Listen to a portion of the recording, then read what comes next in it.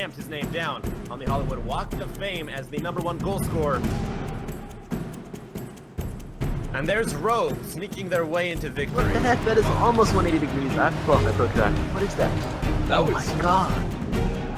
Defense should have the clear. No, Sathu reads it first, wins the 50-50 up high. Now Turtle comes back, takes out Sizz, but Turtle is there. He's got Matt in the... Oh, Turtle! Cassidy attacking third now. Vince is up high, showing us why he's the next heir to the throne. Top box, the ball's floating in. He's able to get the touch, and no way, gets the double touch. Darkfire from the left side, plays one down, gets back on it, and sneaks one in.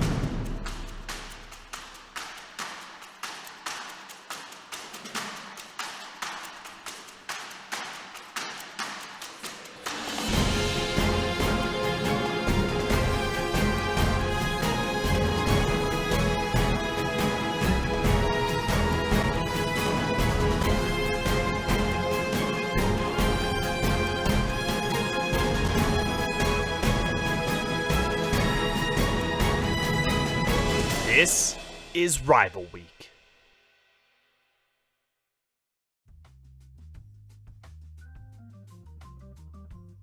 Good evening, one and all, and welcome to Night 2 of PRL's Rival Week. My name is Subi Smash, and the gentleman sitting next to me, you may recognize him, you may know his voice, you may even follow him on Twitter, but we have a very, very special guest, none other than the one and only Mega Shogun. Shogun, how are you doing on this fine evening? I was pretty tired yesterday, but then I reminded myself that, you know what? I get to come and cast with my boy, Subi, and I also get to cast my boys, Hollywood Hammers, and Rogue, so this should be absolutely sick. Best of 3, best of 7s. That's a new sort of thing for me, but should certainly be very interesting. It's a new thing for everyone, I think. You know, we're putting these teams to the test, putting them through the grinder. We know that best of 7s are a way to test teams and their endurance in matches. And what better way to test endurance than 3 best of 7s? So we're going to see who the true winner is tonight. We've got $800 on the line, but tonight tips also go to that prize pool. Last night, I believe it was $50 that Sam and Nambi got. I think you and I, Shogun, I think we can get a few more tips to go into that prize pool. I have learned how to sell out from the best to become the best. No one will sell out harder, even though I won't see any of it. I do believe that these teams deserve it a lot more. Why? I like them. That's good enough reason. Make sure you are tipping. Make sure you donate to the prize pool. We'll have ourselves a very good series. It's going to be fantastic. And if you aren't familiar, for the viewers out there, Hollywood Hammers is actually rolling with Vince, Darkfire, and Sathu tonight. Vince is the only player under contract under Hollywood Hammers right now. So it's kind of interesting, kind of testing out new lineups. These players really have to put forth a ton of effort in this game, make themselves proven. Yeah, but I do like the idea of Darkfire and Sathu because Darkfire's he's just great, honestly. He's been around for so long. He tried to quit the game. Yeah, good luck with that. It's Rocket League. You don't quit Rocket League. You sort of took a break for it, and his break was less than a week, I believe. So he's back in it now. Hopefully he's going to be back to his old best as well. But they've got quite a challenge ahead of them against what I consider to be number 3 right now in North America, Rogue. Well, they definitely are the rock stars of Rocket League right now. Anytime they come out on stage, they're putting on a show, and they want the viewers behind them. They realize how much that momentum can help them out. So let's see how they do with, you know, this online audience. Let's see how they can bring the viewers to their side. Oh, I guarantee you, Sizz has got ambient noise on maximum. Speaking of maximum, however, they are going to take this in the opening way possible. Absolutely no one on Hollywood Hammers challenging this, though, which is a big problem. Vince just sort of watched that. And Sizz showing you that he comes in game after game after game, getting those weird, wonky challenges, winning 50-50s left and right. And that's just what he is known for this Rogue squad, being that glue that holds this team together, and Turtle just flying in out of nowhere to send that one perfectly under crossbar. Oh, that is a double commit, though. Matt tried to come in. Sizz took it away from him, and that will leave a poor Turtle at the back. against 2 players. He can't do anything about it. Oh, unnecessary. And here you see Vince, who didn't even start playing the game until after season 1 of Rocket League's coming out party, if you will, and just showing you that if you put in that hard work, the dedication, that you can become one of the best in the game, and he has certainly proven that for himself. Well, but here is what... Oh my goodness. Okay, boys. Offense is a little strong right now. Thankfully, the defender managed to come in at the final moment, but this has been end-to-end stuff. Very little in the form of midfield challenges. Finally, Turtle will be our first player trying to go for that. Yeah, we've yet to see any 50-50s at mid. Everything right in front of the box, and shots like that going on net. They need to do a better job of putting that midfield pressure like you're talking about.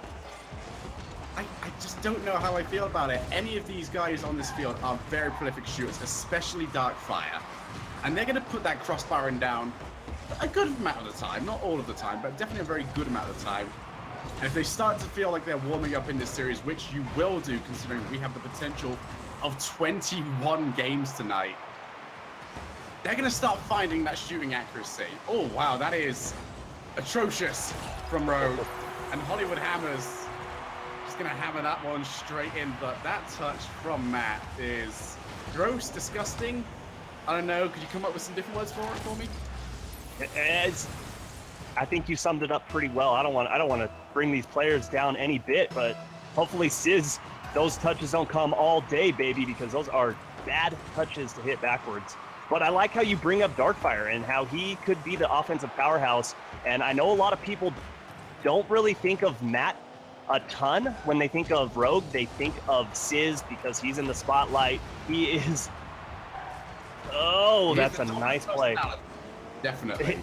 Exactly. But one interesting fact about Matt, he had the most goals out of any player in Season 3 of RLCS. He's all over the field. If you watch him, he is my player to watch for this matchup tonight. Yeah, but the thing with very offensive players is that they don't get that unless they have got a solid midfield behind them. You see a lot of that from Niels Cook as well in EU. He doesn't play as well when he hasn't not quite got that delivery. Although Vince, once again, layers that towards Turtle. The follow-up coming in from Safu. Once again off that backboard, there will be no challenge, but the third rotation, just a little bit too close, rather than staying around that midfield. And that will not allow a follow-up. There's 2 players committed to that as well. Hollywood Hammers will find themselves on the defense, but once again, these mechanical mistakes really slowing down the pace of this game. And right now, it's costing Rogue a lot. It really is, and one interesting thing that I've seen is the hesitation coming out from both sides on the field. We just saw one from Turtle where he had to do a Fields backflip to try and stay in front of the ball. But could it be because of the lineup change that Hollywood Hammers has introduced? We know all 3 of these players are so dangerous on the offensive zone. Does that make Rogue kind of change up their defensive style? Not right now, no. I wouldn't say any of this so far has been tactical. It's straight up just been missing the ball. And you cannot afford to do that because right there is the boy I mentioned earlier. You give Darkfire a shot, Darkfire will finish said shot. Darkfire and Vince just working so well together. And I spoke with Vince earlier this week, and he said since he has picked up this game, Darkfire has been one of those players that he's looked up to time and time again. And to have him on his team is just so huge for him because he's not only someone that he looks up to, but also a friend of his. Oh, absolutely. Darkfire is a great guy in the community. He's a very likable personality. Well, until you at least put them into a competitive zone, but that's with every competitor in this world. You need that slight competitive aggression if you want to get anywhere, and that is a big double tap. But with the final 30 seconds of this game, Hollywood Hammers, if anyone came into this series thinking Rogue were just going to take it easily, not a chance. Not only has Rogue slightly underperformed in this opening game, but Hollywood Hammers done a very solid job of making sure they capitalize on every single mistake. And they will take game number 1 in what is essentially an endurance contest. Definitely testing something very new out of these players that we don't get often see. No, not at all. And I know some viewers out there might be saying Hollywood Hammers and Rogue, Where's the rivalry between these teams? And I can just point to just in the last week, these two orgs faced off in a game called Vainglory, which is almost like a mobile game. And Hollywood Hammers actually took it from Rogue. So there is that between these teams. And not only that, but you have the up and coming players like Sathu, Darkfire, Vince. Sathu has been a bubble player since the inception of Sathu. He's been so high competing that it's just crazy. Him and Vince, and now adding Darkfire into the mix, are going to be so dangerous. And we just saw that in game 1 of our first best of 7 series. One thing you will notice as we go through this series is just how much momentum plays a different role throughout these long sets. You'll actually see it in other games as well. Things like long Street Fighter sets, first to 30 in Marvel vs. Capcom. You can see anything from a 2 to 10 game swing in those sorts of things. In this, expect to see much the same. As soon as momentum starts to go in your favor, as soon as you feel like you figured something out about your opponent's style of play, then it can lead to a long swing up until the opponents either A, figure out what's happening, or B, just pick up a strong win. And you can probably talk on this way better than I can. You've had a lot of experience with this Rogue team, especially in LAN environments. And from what I've seen personally as a viewer is Sizz is this backbone, and he is the glue that's going to hold this team together. He's not going to get tilted. And if he can hold Matt and Turtle together, they do so well, and they can just come out of anything. Like, adversity doesn't matter to them. It definitely is a way of looking at it. One thing that you will often note is that the louder ones are also the ones with the most prone to swings. So I would actually argue the other way in terms of Matt and Turtle, because they're less out there. They're more likely to just sort of think about it a little bit more. They're going to hold Sizz together. Oh, wow, but Sizz, Hellfire and all, screeches that one, top right corner, and it's the same thing we brought up in that last game. End-to-end gameplay, no challenges in that midfield. And if you're going to let the ball keep bouncing off your backboard like that, then you better expect players on that Rogue squad to really come in and take advantage. Well, and then you see Sizz, that last man in the rotation. You're going to see that time and time again. He's the defensive backbone of this team. And I love the call-off that we saw in that play. Sizz had the wide open shot, and a lot of teams, the first player that sees the ball is going to go for that. And these pros just know the communication is key in this. Yeah, I would 100% relate Sizz to being the NA Doomsy. If it's going well, it goes well. If it's not, well, we haven't quite seen Sizz and how he reacts in those big clutch scenarios. It's relatively inexperienced when it comes to lands, but that's the type of thing that we're getting more and more used to now in the scene, is because we're getting more and more lands, getting more and more experience in these big events. These players are growing so rapidly that it doesn't take much for us to see from one bad experience to a very good experience next time. Take NRG, for example.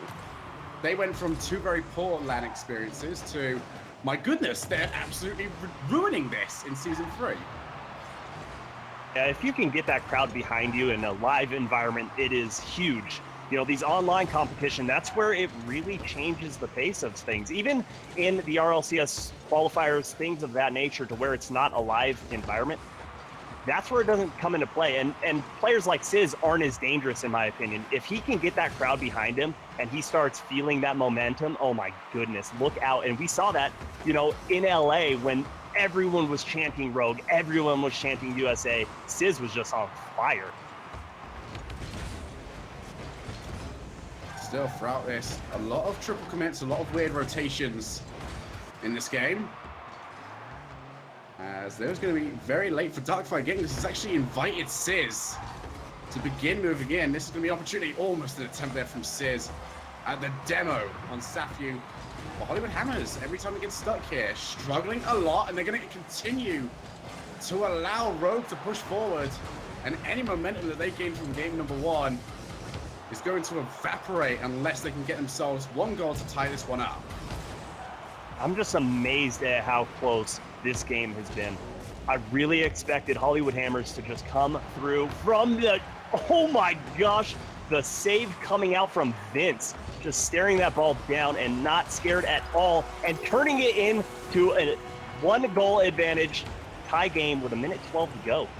I absolutely love this shot actually from Darkfire. Puts it right into the body of Sizz's car. Means he can't flick it left or right. He has to go for the backflip instead and hope he can push it into the corner. But because it was pushed straight into the body, not really able to do so. So it was pushed rather weakly, stood in front of the net. And then there was the immediate follow-up. So very smart play there from Hollywood Hammers, not going for the immediate response, instead playing the long game, getting a forced error to come out from Rogue and taking advantage. Although Sizz, he's not going to be challenged for a long time. Eventually Vince comes in. But definitely both these teams still allowing a lot to happen, still allowing these long balls to be moved towards the net. Matt looking for Sizz. That passing play just across the middle. This is starting to look much, much better. Both these teams could very well be starting to settle into this. Oh, and there was that midfield contest we're talking about. Vince set it all the way down into Rogue's zone. And here we are under 30 seconds, and Rogue has to get the clear out. Vince should be able to handle this pretty well and get that around. And here we go again. Hollywood Hammers just seems to be running the field up and down, left and right, doing what they want as they please. Oh, that could be an opportunity. Matt tried to come barreling straight in. Sizz got a great challenge win, putting his car way above the challenging player. Allowed the ball just to keep ricocheting until he eventually got it out. But unfortunately, Matt beats the ball. And once this touches the ground, oh, Sizz almost managed to turn it into the back of the net. But unfortunately, just could not get there in time. Barely had any time to react to start with. And we are in overtime. Yeah, he had to reach his fingers and toes to try and get that ball to get underneath it. Almost had it too. That thing was pixels away from going in, and there he goes, hammering that one home. But he's on Rogue, not Hollywood Hammers. And this series is all tied up. Turtle did so good to get that second touch. Completely threw off the defender who was already trying to jump up for the clear. And instead just had the ball ricochet straight off. And then there is the follow-up from Rogue, so they did a very good job tying up this series. And I'll tell you what, there was a clear difference between them at the start of that game and them at the end of that game. There really was. And what's interesting to me is seeing Matt at the bottom of this scoreboard for Rogue. Only 2 shots on net and 2 saves, kind of out of the mix, not involved in a lot of the plays that we were seeing on the field.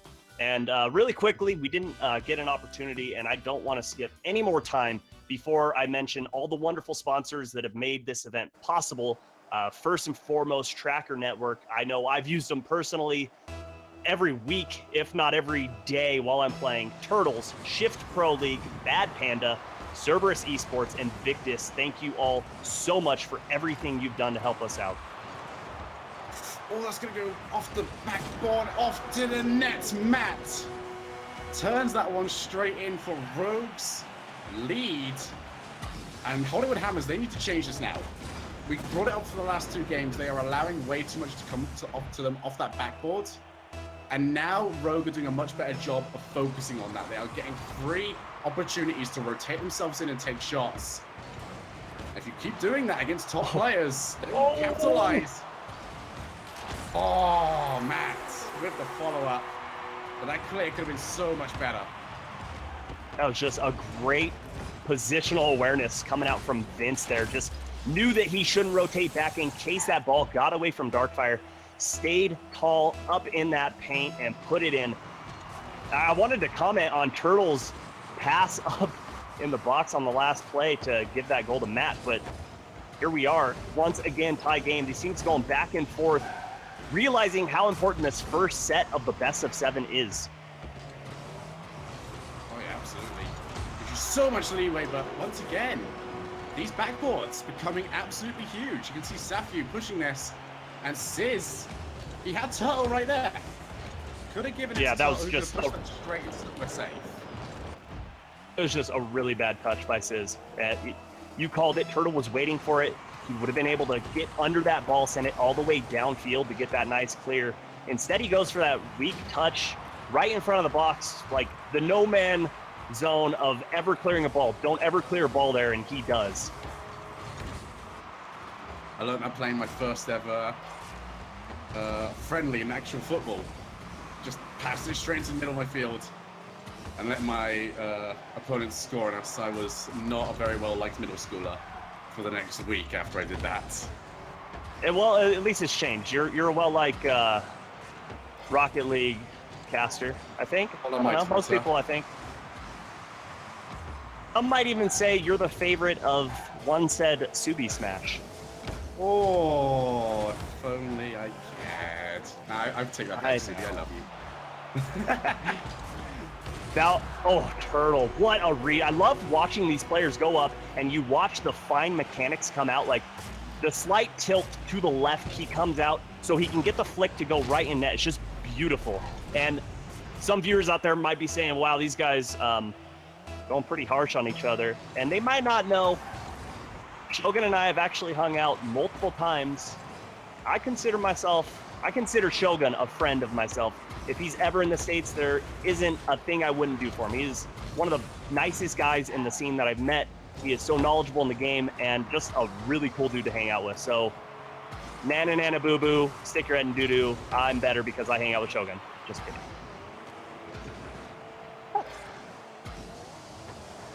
I'm assuming that didn't go out live, Subi.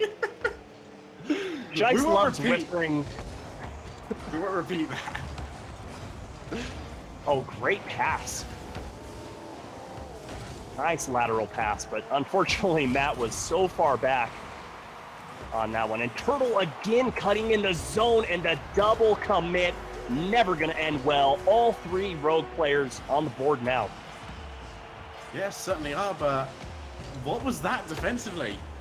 It was a pretty weak shot coming in. There's either two ways you can look at that one. Either Darkfire should have hit that much better, or B, he should have left it entirely, because he had a teammate coming in that could have pushed it over into the corner. Both these teams seem to be struggling quite a bit defensively right now. It almost seems like every single attack is going to end up in a goal. And maybe the miscommunication breakdowns because they are just starting out together. They haven't played a ton compared to Rogue, but you know, we see those even between teams like NRG, G2. Double commits are going to happen, especially when it's a quick shot on net and it's just those Twitch reactions coming out. It's hard to say, I've got it, at the same time that you're trying to mash on your controller. Wow, I actually like that from Darkfire, pushing that straight over to Vince, who's got that straight onto Safyu, who took his time trying to come in. But Matt has also been blocked up, but once again, that pass just failing to get straight in there. As this is really scrappy now from both teams, as they try and figure out some way of regaining momentum on their cars. Pretty much every single car came to a complete standstill, which means you got to use boost to try and get that acceleration. Sizz expected a shot to come off that backboard, but instead being forced to deal with something he just didn't want to, and that was a rolling ball across the floor.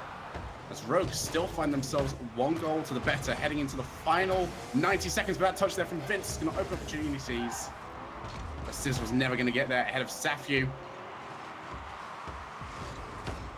And that boost steal coming down the field from Hollywood Hammers was absolutely insane. They had the ball in Rogue's zone for a good 30 to 45 seconds. And he just couldn't put it in the back of the net. And so far, Sizz once again with another save in this game. That's 2 for him so far. Less than a minute to go.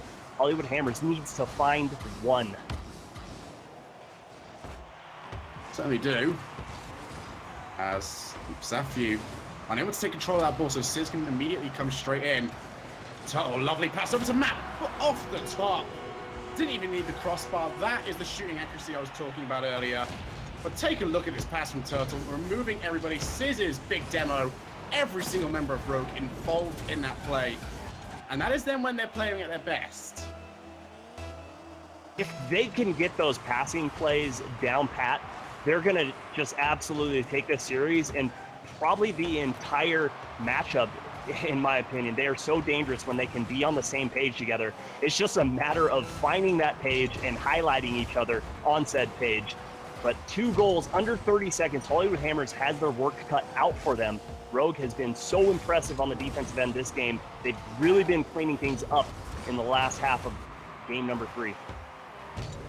Yeah, it looks like the passes are finally starting to come out. No more solo heroes.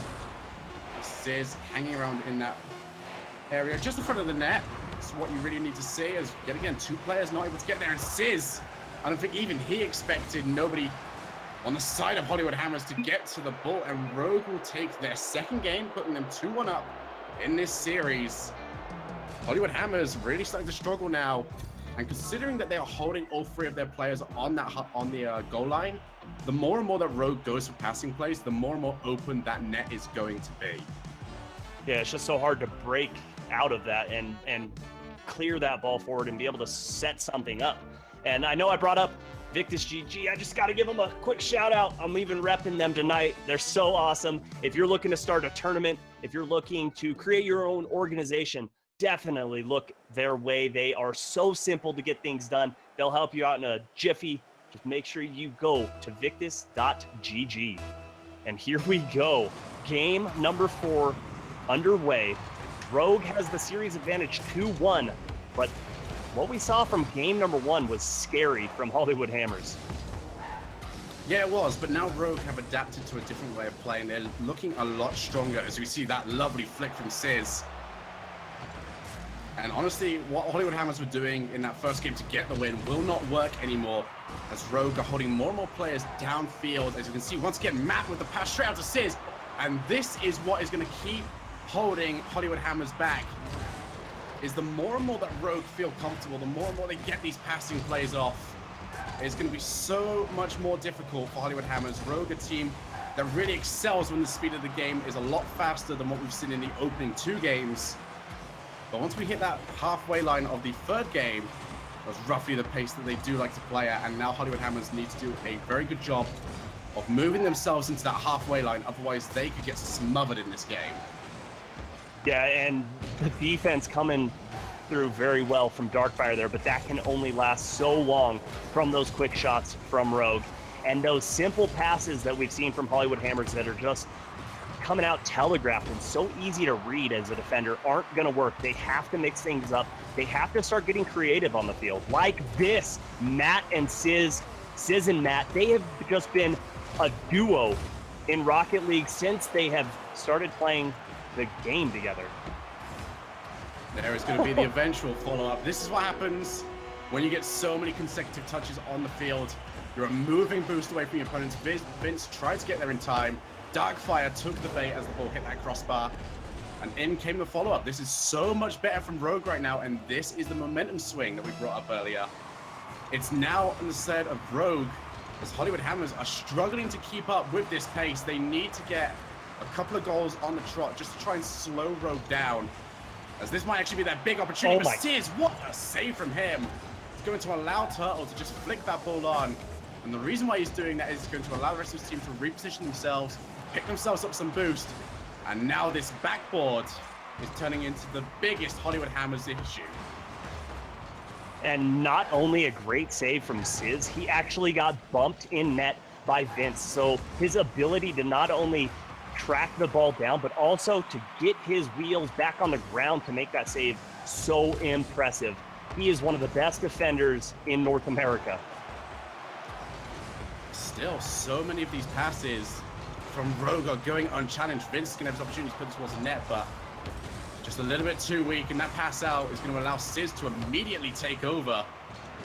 Turtle will try and go for a block, playing it straight into middle to try and alleviate pressure, but Rogue controlling the middle 2 boosts, controlling Hollywood Hammers boosts, means that they are just going to be so quick to everything right now.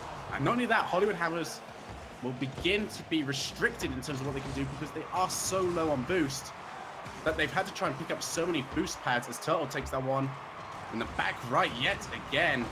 So 1-0 with 2 minutes remaining. Vince can try and go for the follow-up, but just can't reach it. And Hollywood Hammers find themselves solidly on the back foot as they try and find a way of cracking the code that is Rogue. So far, unable to do it. They had the right idea of going backboard time and time again, getting those Rogue defenders to go up for those balls, but it's just so hard, and you've got to keep changing it up. Nice little change-up shots like that from Vince might be the answer to try and just change the speed of the game. So far, though, unable to do it, but Vince goes low, gets the game-tying goal with 1.5 minutes to go in this game. Very well played from Vince there. Turtle had the opportunity to try and cut across, but clearly got the call in from Matt. But that shot from Vince, no one ever expects you to play it low. No one really ever even thinks about it. Instead, they put their car up high because they want to win the challenge. So Vince, very good game sense. Take that away, and now Matt with a big whiff. Turtle doesn't get much contact on the ball either. And if Safyu could have made proper contact, then we could have seen a complete reversal of fortunes from these two teams. Oh, the double commit from Darkfire and Safyu completely shook up their rotations. Probably going to lead to a turnover downfield. But now Darkfire is there, able to put it back in the zone. This one's dangerous. Rolling along. Safyu could not get the touch on that, but they're still putting pressure in this zone. Hitting Rogue a little mixed up back there on defense. Let's see if they can... Oh, there it is. There's that demo we were looking for. Still all tied up. Turtle will get there beforehand, and now Sis can try and move himself forward, but he will be beat to it by Vince. Or the attempted passing play. Rogue definitely going for it a lot more than Hollywood Hammers, but Hollywood Hammers seem to have suddenly picked up the speed advantage as they are winning everything in that midfield line, and that leaves only one player back in defense most of the time. So all they need to figure out now is the next stage in that plan, and they will manage to pick themselves up the win as Sis is allowed to travel the entire way. All eyes were on him. This is going to be an opportunity for a follow-up, but Vince will get there in time. As Sis is half rotated from that halfway line. Turtle looks to try and go for the setup, but two players have committed. They have managed to push that one out. Rogue will have the final opportunities until it is eventually cleared away, and we should reach overtime, and we will. Oh my goodness. Hollywood Hammers stood tall there to bring us overtime in this game number 4. They really want this game. They really want to tie this series up. They do not want to lose this first set, because then that puts them essentially on set point, and their night could be over. And they're ramping this aggression up in overtime. Darkfire seems to just be like that gnat, just causing chaos all over the field. Oh! Oh, that is exactly what happens when things just go a little bit wrong. Matt gets completely taken out by himself, and that shot placed directly into the middle of the field, but because everyone on Rogue was ready, waiting for Matt to touch the ball, and they were trying to bring themselves out to capitalize on that, they weren't able to put themselves in a decent position to defend because they were getting ready to attack. Yeah, and honestly, Matt fell for the fake. I really think he was expecting a hit, and you see that a lot of times from high-level players.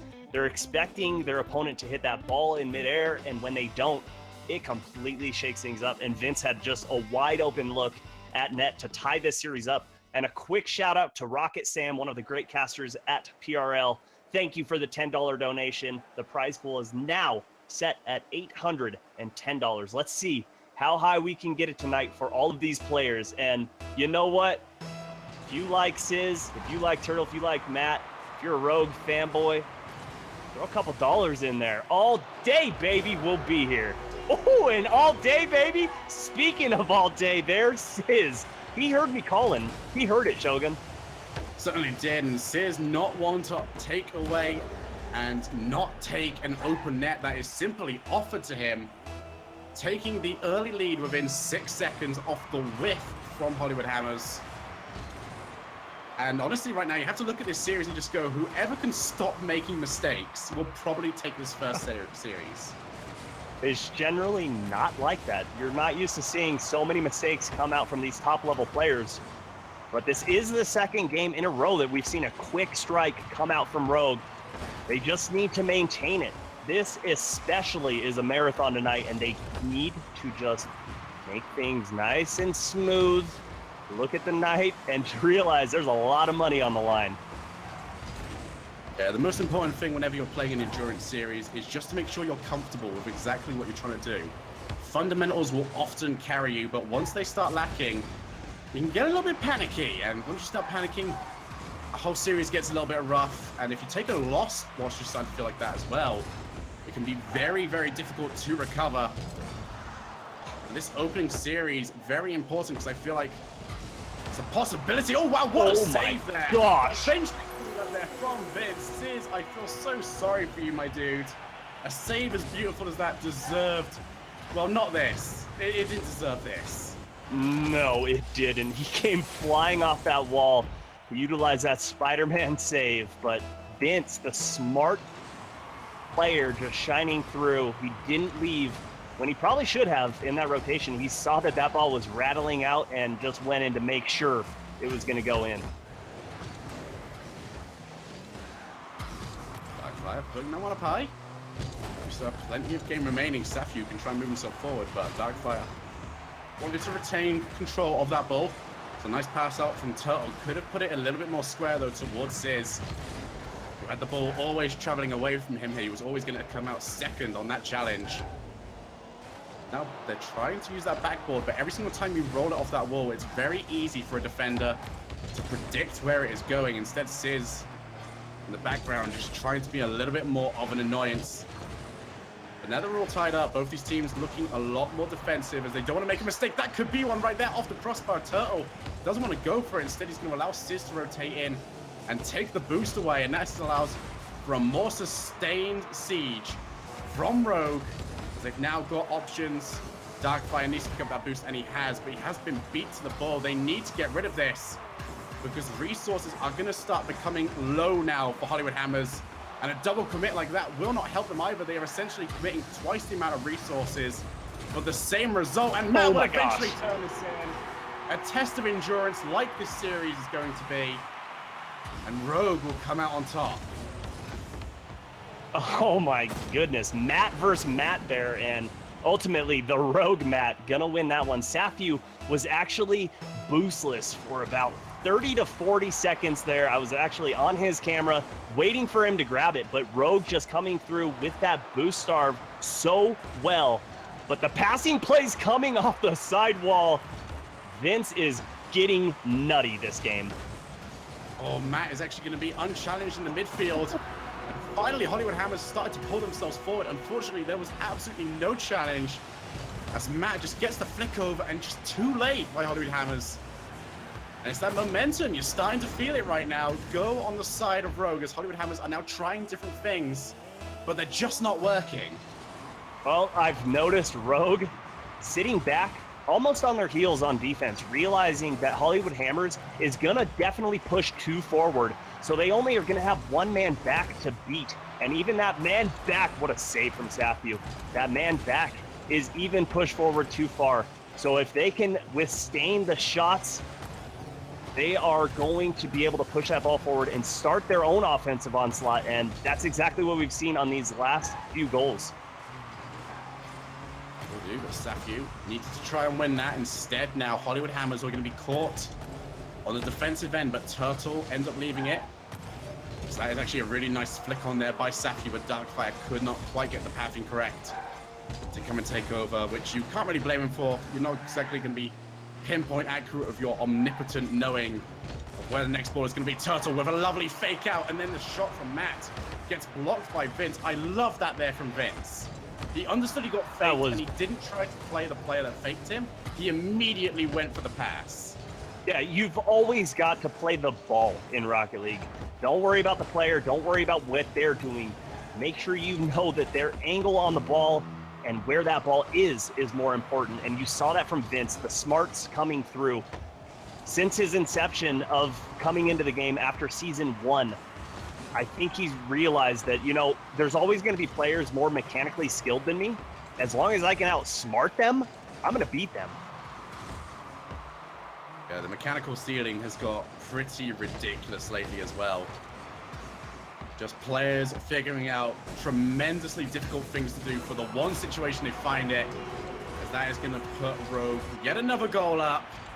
And that is probably going to wrap up this game as well. No challenge for so long from Hollywood Hammers. They let the ball roll all the way out, and Matt gobbles it straight up. 30 seconds remaining, and Rogue looks to be taking this one. And Matt had a slow start to his evening, but just getting warmed up. That is very true. Matt was on the lower end of this Rogue squad, but waking up here and showing you why he had the most shots and goals in Season 3 of RLCS. A goal by Vince, but 2 more in 13 seconds is going to be quite difficult for them. Yeah, certainly is. And you can see the rotation a little bit more lax there from Rogue. But that is exactly what I do want to be seeing here from Hollywood Hammers.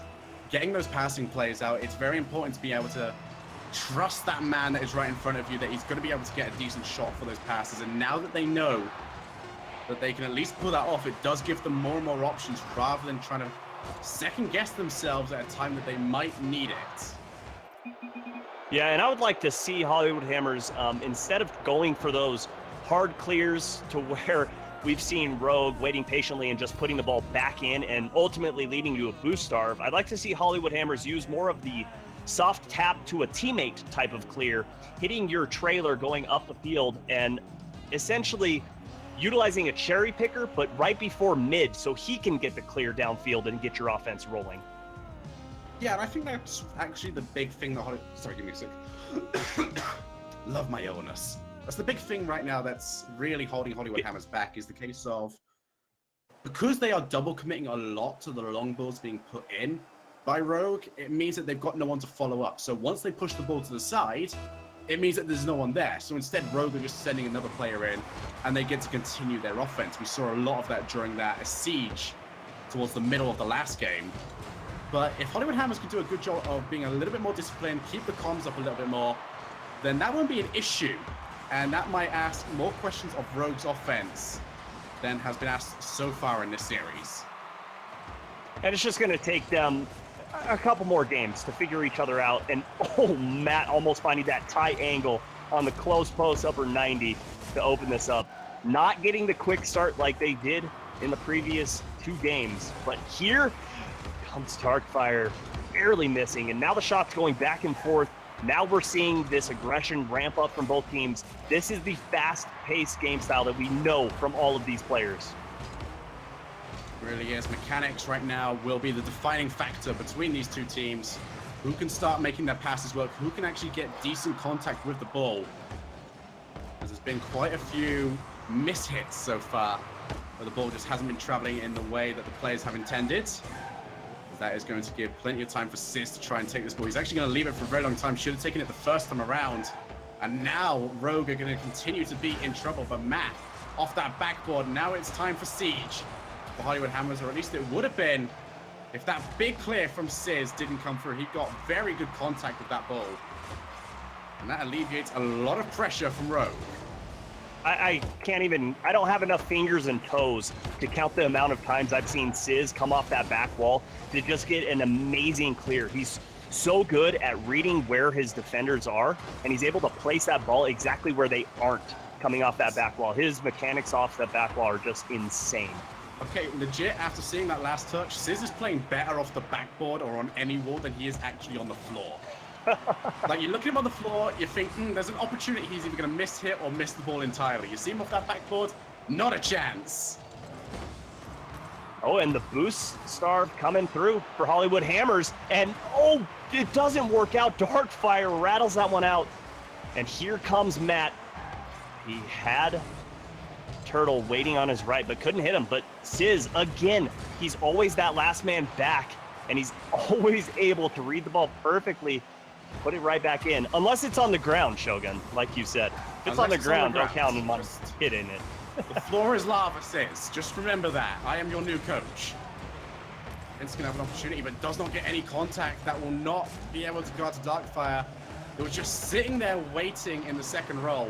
Literally, all Vince had to do was rattle that one straight off the backboard, and it could be immediately followed up. But the rotation right now from Hollywood Hammers a little bit skew-whiffed, and this is going to allow Rogue to start piling on the pressure, as Vince will be beating that 50-50. Darkfire has to do well. Matt puts that one straight down into Darkfire. We are still all tied up with 2 minutes remaining, but Hollywood Hammers, I'm just going to quickly cycle through, are running low on boost, and Darkfire was the only one that had any, and he was basically taken out by a double commit from his team.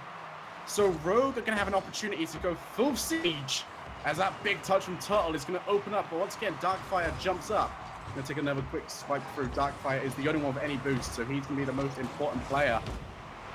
Big challenge there from Turtle as well, but Matt pushed over to the side. Well played, though, from Hollywood Hammers. That was a big problem for them, but they managed to resist very well. And they almost had it down to get that cleared. They had the soft tap up to Vince. He got the hit. It just wasn't strong enough. He didn't read the defender well enough. And here we go. Safyu stealing this one away, but can't get under it to pop that one up to send it mid. Vince, though, wins that 50-50, but there is Sizz. It's a tricky hit. If he's coming off the back wall, he's going to hit it. Bicycle hit, turtle hit. He'll hit it all day long. All day, baby. But like you said, Shogun, floor's lava, and it's a scary thing. You don't want to burn your toesies. Yeah, I'll give you that one. But Hollywood Hammers are being trapped yet again in their own half. You expect this one to be put straight back in, and it will be as Turtle takes his time, going for a dribble and picking up the boost as well. Though this is taking quite some time. Hollywood Hammers can counter, but once again, just a little bit worried about going for those challenges in the middle, and that essentially means that every time we reach it, it just gifts Rogue the opportunity to move into their half unchallenged. And I would love if we could see a time of possession spent in zones in this one. I feel like the ball has been in the orange side, the Hollywood Hammer zone, for a good 4 minutes of this game. They didn't really show much offense in this. Only 4 shots in net compared to the 7 from Rogue, and I feel like those shots from the Hollywood Hammers were easily defended, and ball hits the ground. Overtime, here we go, baby. I think very important, though, for Hollywood Hammers is considering that they have managed to slow down the pace of the game so much. Rogue plays so very well when the pace is all the way up. Considering how well they scored last game, although that is not going to matter too much as Matt, he is just scoring for fun right now. The accuracy on his shots is the main difference between these two teams, as Safyu could not get there in time. And that is the opening series to Rogue. He had the boost, he had the look on the ball, but Matt just had the placement. He knew that he was inches away from getting the save. If he just put that close enough to the left upper 90, it was gonna be out of Safyu's reach, and it was. And just like that, Rogue taking the first series of the evening. If they take the next one, Shogun, they're going home with all that prize money. So far, $810. Huge shout out to our sponsors once again this evening. All of you are awesome. I want to mention Cerberus Esports as well. They're huge in the scene. They're in many games more than Rocket League, but they also came out to the PRL LAN that we had in San Diego. You have a growth. I don't know if that's from your sickness, Shogun, or if, oh my gosh, you pulled it off your face too. Oh yeah, it was a growth. I too have growths coming out of my beard, but they're in forms of rocket cars. I think you might want to get that one checked. I have a problem. So we are going to be doing a giveaway from one of our sponsors, Turtles. And if you were around for the last tournament that they sponsored, they gave away awesome bracelets. They're doing the same thing tonight. And the key word for our giveaway tonight is, let's build up that hype. What's the key word? Huh? Get your fingers ready. HYPE. Hype. Let's see those hypes coming out. I'm going to go ahead and type it in as well because I want bracelets too. But hype is your key word to get involved in the giveaway for the bracelet. Oh wow, that is going off. It's going nuts right now. Look at it. It's just scrolling up. I can't even see anyone that's typing. I can see just hypes and that's it. If you want to give away any secrets about yourself, make sure you type them now. I'm sure we won't see it in time.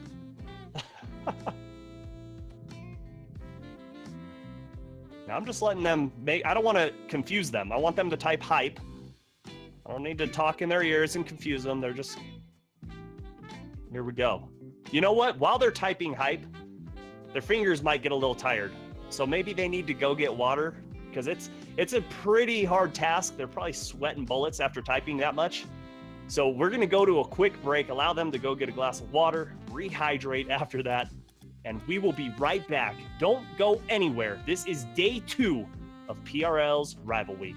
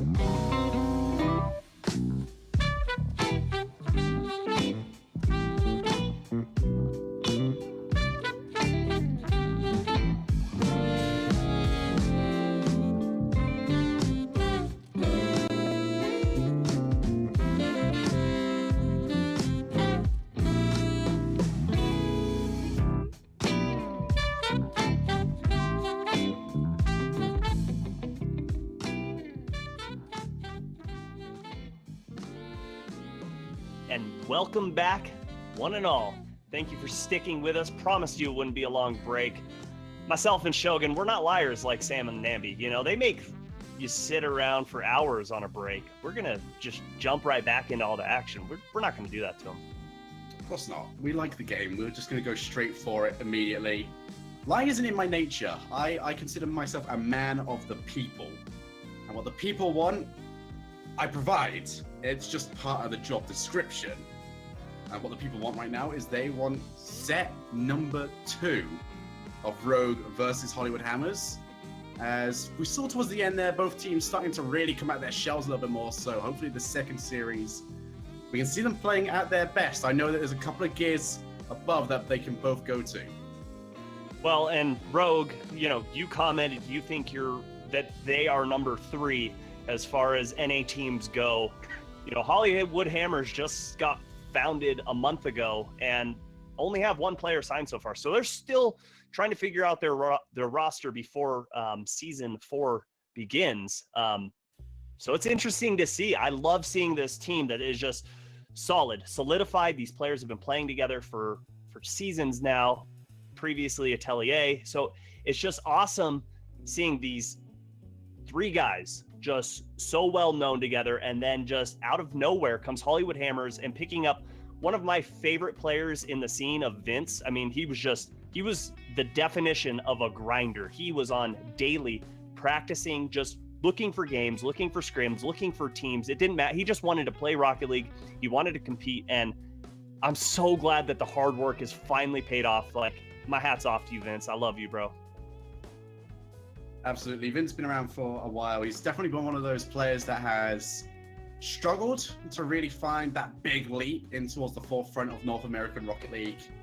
This might very well be it. He's got his opportunity now to really mix and match, do exactly what happened with Kronovi when it came to G2, where you really just try out everyone until you get to a point where you feel comfortable. You say to yourself, right, these 2 are the ones I really want to go along with. So hopefully it works out. I'm happy to see that he is just trying out new things, because you see a lot of players still get too dead set on 2 players, and it can cause very big issues in the long run. But flexibility is the key when it comes to Rocket League, especially if you want to really break out.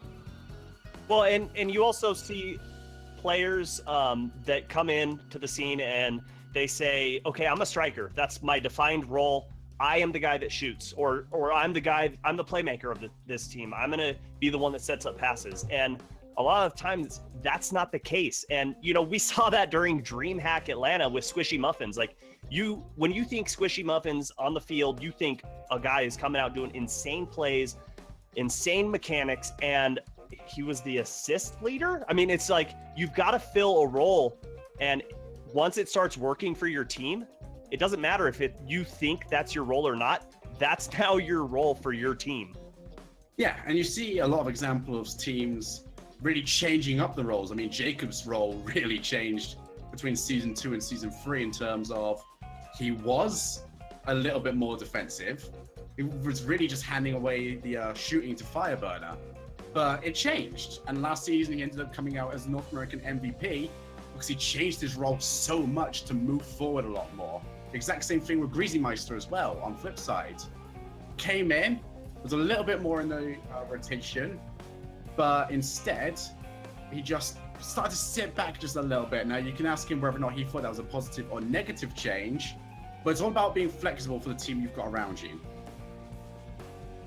And honestly, that's what it takes to be one of the best. And I've noticed at times you've got to be flexible according to your series as well. Sometimes they might lock you down as that shooter of your team, and you've got to switch it up. Say, hey guys, I'm going to set you up. They're all over me today.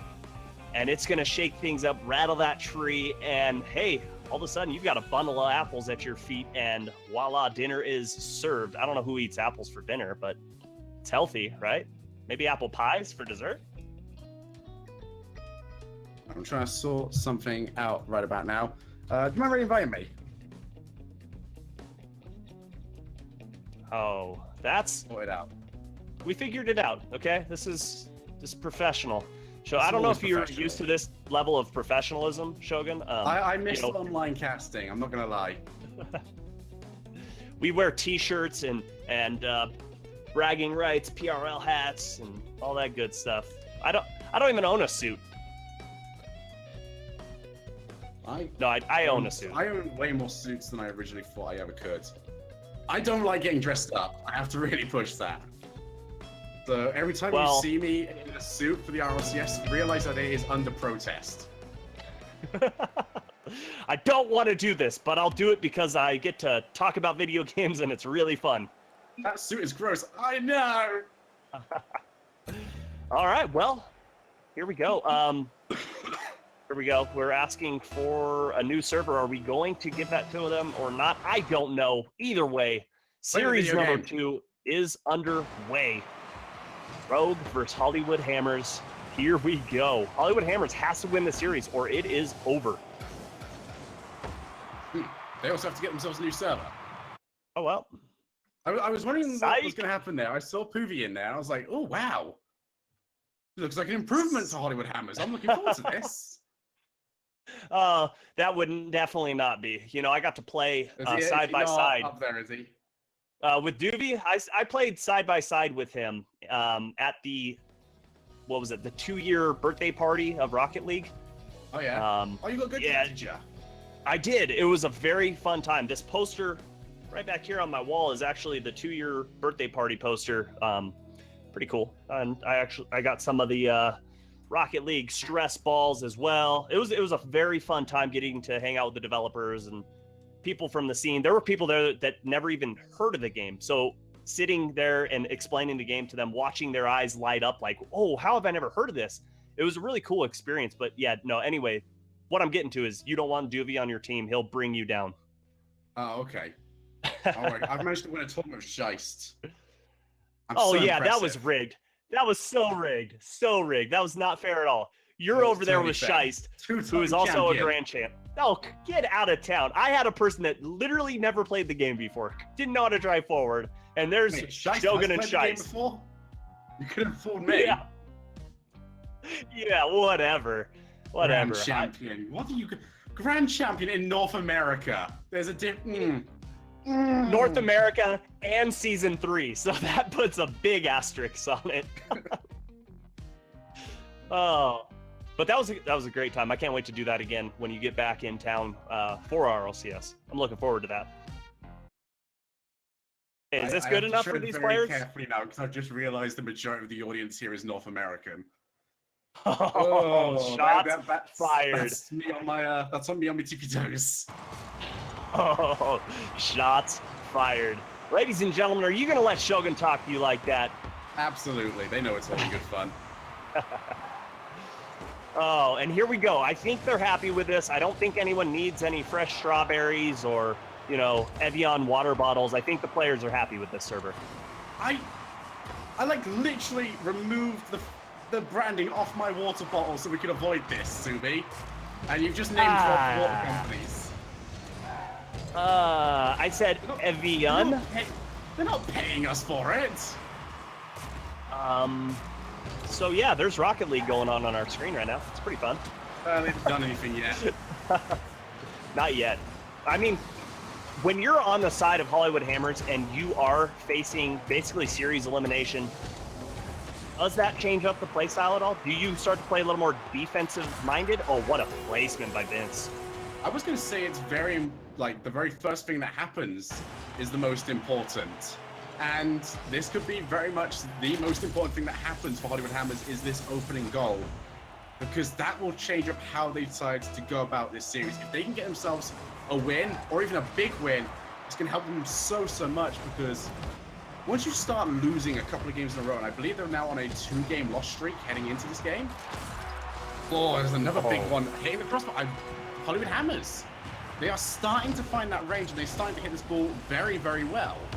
Yeah, but look at the defense from Rogue. There were 2 players, Turtle and Sizz, over in that corner, and Matt was waiting at the midfield line, starting to push corner. All 3 thinking the same thing. They really need to spread out on defense and make sure goals covered. Yeah, it's a case of once you start to lose a couple of games in a row, as a team, you start to go extreme with the ideas that you have to potentially fix. So very Oh my- good that Hollywood Hammers are really coming up to their best right now and taking advantage of the opportunities they are given. And this is Rogue reacting. They're playing as if they were playing against last series' Hollywood Hammers. The Hollywood Hammers that weren't necessarily connecting to the ball that well, that weren't passing to each other across the field. But it seems like this is a completely different team now, and Rogue needs to be prepared for that. Yeah, that's one thing that separates those top-level Rocket League teams from the bubble teams, the ability to change up their gameplay from game to game, essentially. Not only series to series, because you have to be able to adapt to what your opponents are presenting on the field. And Sizz coming down, they have a lot of work to do in 3 minutes. So far, the only one with any numbers on the... Oh, Darkfire. Did he get the musty? I wasn't close enough. Was this the Let's musty take a flick look or at was... this. Darkfire has got himself boost, a ball, and a jump. That's all he needs. He doesn't need to musty it. He just has to jump up once. And because of the angle he's taking that ball at, it's so difficult to challenge. But that sustained, that longer break, it can be seen as a slight annoyance as a viewer, but for Hollywood Hammers right now, they have got to be looking at and saying, this is the best thing that could have happened to us because Rogue are sleeping. Oh my goodness. I don't know if you viewers were aware, but that is a hat trick from Darkfire. And if you are like Shogun and you're not wearing a hat, you should probably head to the store.prorl.com and buy yourself one. That is store.prorl.com. Get yourself a hat, throw it on the field, because I'm a sellout and there's hat tricks all over the scoreboard. Did you just use Hollywood Hammers literally mugging Rogue as an opportunity to sell out? Yep, absolutely. I'll play. Okay. I'll give you that. Yep. This game has been so very one-sided for Hollywood Hammers. We've still got more than half this game left to go. And they've got by far the strongest lead we've had so far in this entire series. They just seem to be taking over everything, but every single time Rogue miss, remove another smile from a small child. Unfortunately, it seems to be way too frequent. Yeah, you've got 12-year-old Sizz fanboys crying all over when that happens, you know? They want to scream all day, baby. Matt stop just moving. sitting on the boost. Look at him. He's like a Can we little get that fish. boost? Let's take a look. Oh, he's got it now. Okay, perfect. Oh, and I really don't think that demo is going to matter much. Not less than 2 minutes ago, chasing 5 goals. At this point, you just need to find one to try and say, all right, we found our groove back. Let's change things up game 2, because this one, you've got to chalk it up as a loss. You can't expect to come back in this one. Oh, no, that's not just an L. That is a capital L right there. And Rogue are going to have to hold it as they head into the next series. It's so weird being 90 seconds left in a game and just saying this one's completely over, but that is 100% what it is. I've never seen a 5-goal comeback at this level of Rocket League. But the way Hollywood Hammers are playing right now, I don't think that is going to change either. The passing plays seem to be at least attempted by Rogue. I just don't know what's changed. His passing is just not anywhere near as frequent. They are allowing the ball to come off the backboard every so often. And Hollywood Hammers, to their credit, are hitting the ball so cleanly right now that Rogue, despite their mistakes, have got no chance to react. No, from what I've seen, it just looks like Rogue has started to bunch up as far as their spacing goes, and the rotations are sloppy. It looks like they're hesitating, and Hollywood Hammers has spaced out massively, and it's shown right there from staff view. The rotations are on point. Darkfire gets this pass, wraps it around the corner, and Sathew's already in the air. Yep, the rotation just too slow from Rogue. They're going to have to watch themselves go 6 goals down. And this game, ever since the goal in the opening 6 seconds, has only ever looked like it belonged to Hollywood Hammers. Very little to get excited about it, as it has just been clinical so far. But I think Rogue would be very happy to see the end of this game and move themselves on to game number 2.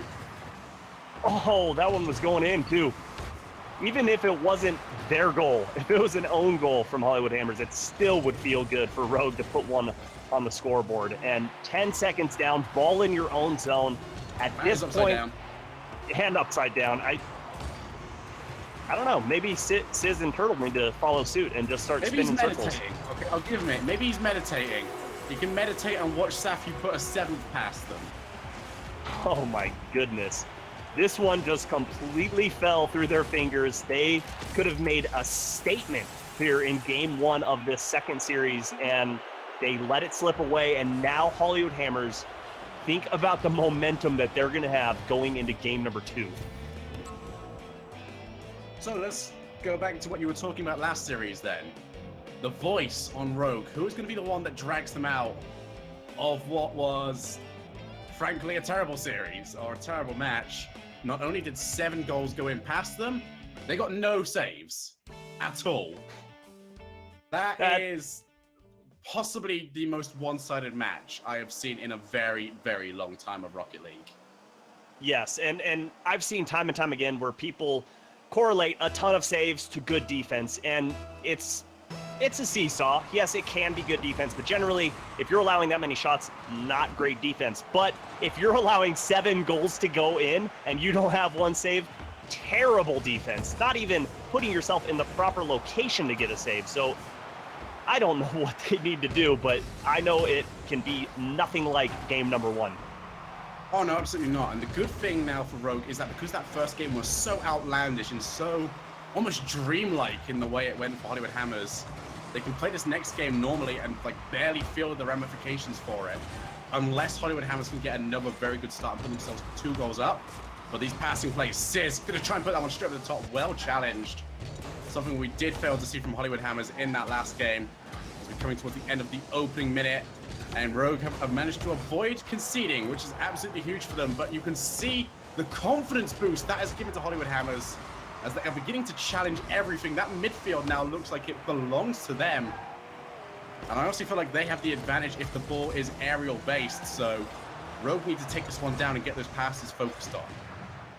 Well, that's the mindset they need. They need to view this as a heavyweight fight, put themselves, in that exact situation. Take the center of the field, just like a big boxer will do. Take that center of the ring and bully this Hollywood Hammers team around. That's what they need to do. That's what they're good at. And I need to see some bumps on their rotations through that back zone. Darkfire with another save, though. Okay, so we saw this last series. The siege set up from Rogue, but a big clear from Safiu. Not necessarily an attempt to take control for a goal, although they will actually get an opportunity for it. As Sizz couldn't quite get the ball off that backboard, and Toto has to try and deal with the attempted bumps. Still all tied up, though. Like I said, that last game was so outlandish that I doubt it would have affected Rogue too much, but it will give Hollywood Hammers the confidence they need coming off that previous series loss. And tell you what, they are doing a lot with it. This is so much better from them. Ball off that side. Matt will not get there in time, and Safiu with the follow-up. Hollywood Hammers. This is a completely different team right now to what we saw. And I'm loving the patience that we're seeing from them. The put up from Vince to pull Matt out of net, and there's Safiu ready to strike at a moment's notice. This team is playing on point right now. They have been so good in that defensive end. They haven't wavered at all. It's been okay. Every shot coming their way, no problem. And then they send that ball forward to a teammate, get their offense started just like we wanted to see.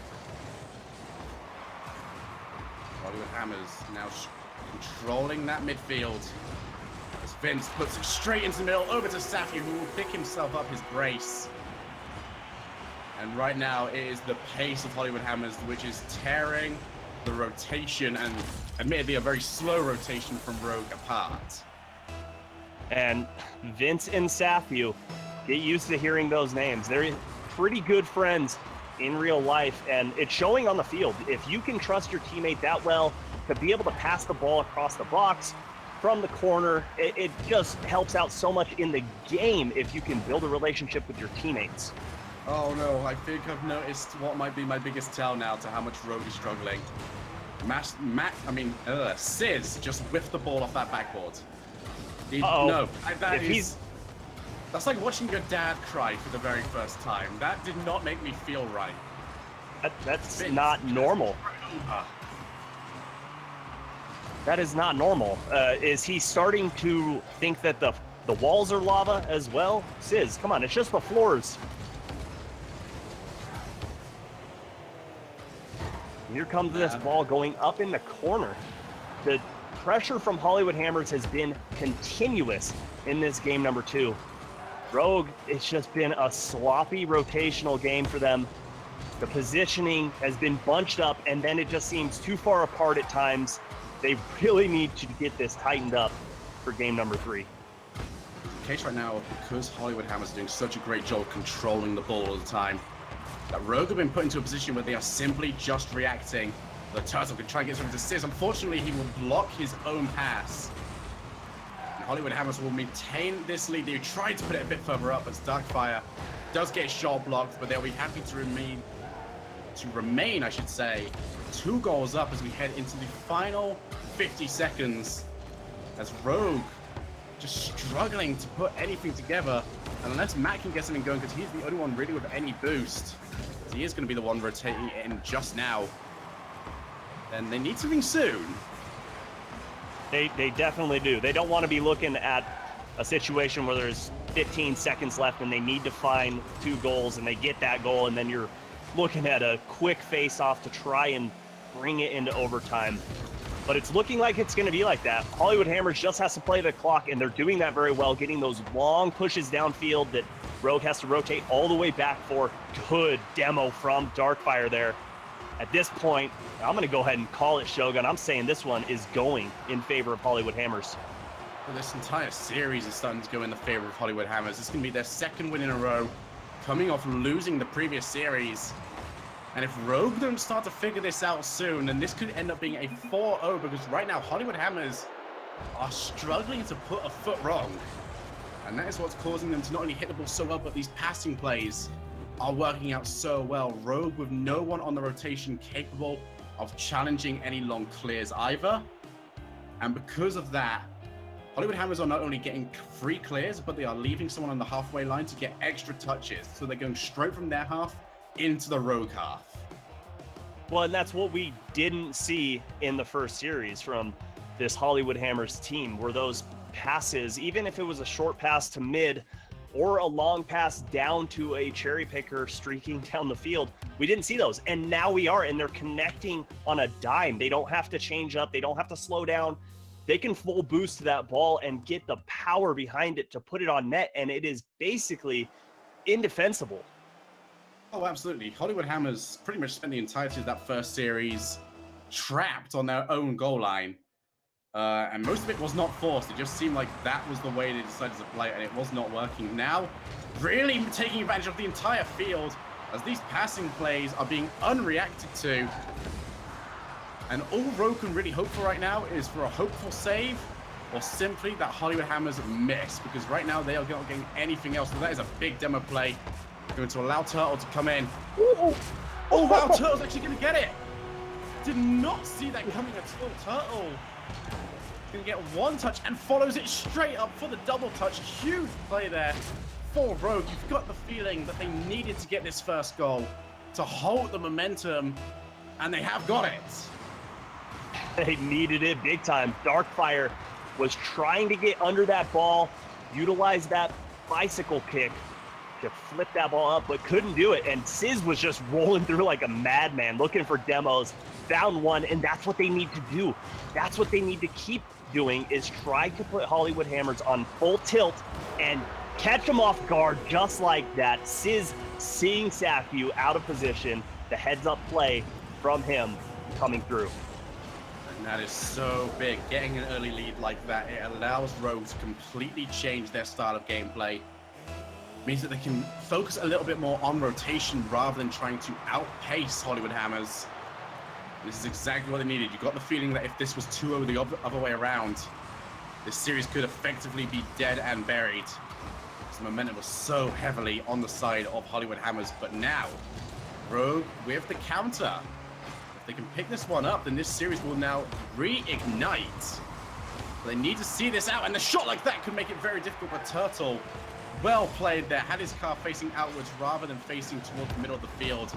Gave himself a larger range of motion, and and able to push it into the corner as well. So very good job of not allowing anything dangerous, but Sizz has effectively set that up before being bailed out by Turtle.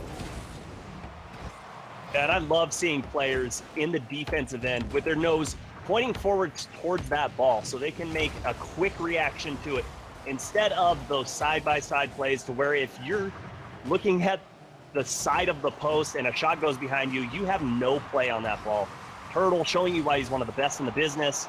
Sizz with a good clear. If they can capitalize on this and get first touch or even a 50-50, it's going to be massive. But look at Vince up to Darkfire. Darkfire towards net. Can't get that double touch. That would have been huge in terms of presence on the field.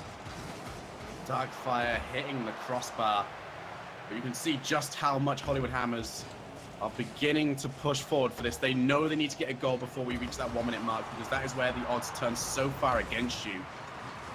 And it can be very difficult to bring yourself back. Vince is going to have an opportunity to layers that one towards the net, and for some reason, Rogue have overcommitted when it really wasn't necessary. Sizz felt the need, or felt like he could at least win that challenge. Ends up getting beat cleanly. And that is big. Hollywood Hammers are essentially gifted away back into this game. Yeah, I don't know what he was looking at. I didn't see it from his angle, but from mine, he didn't have a play on that ball.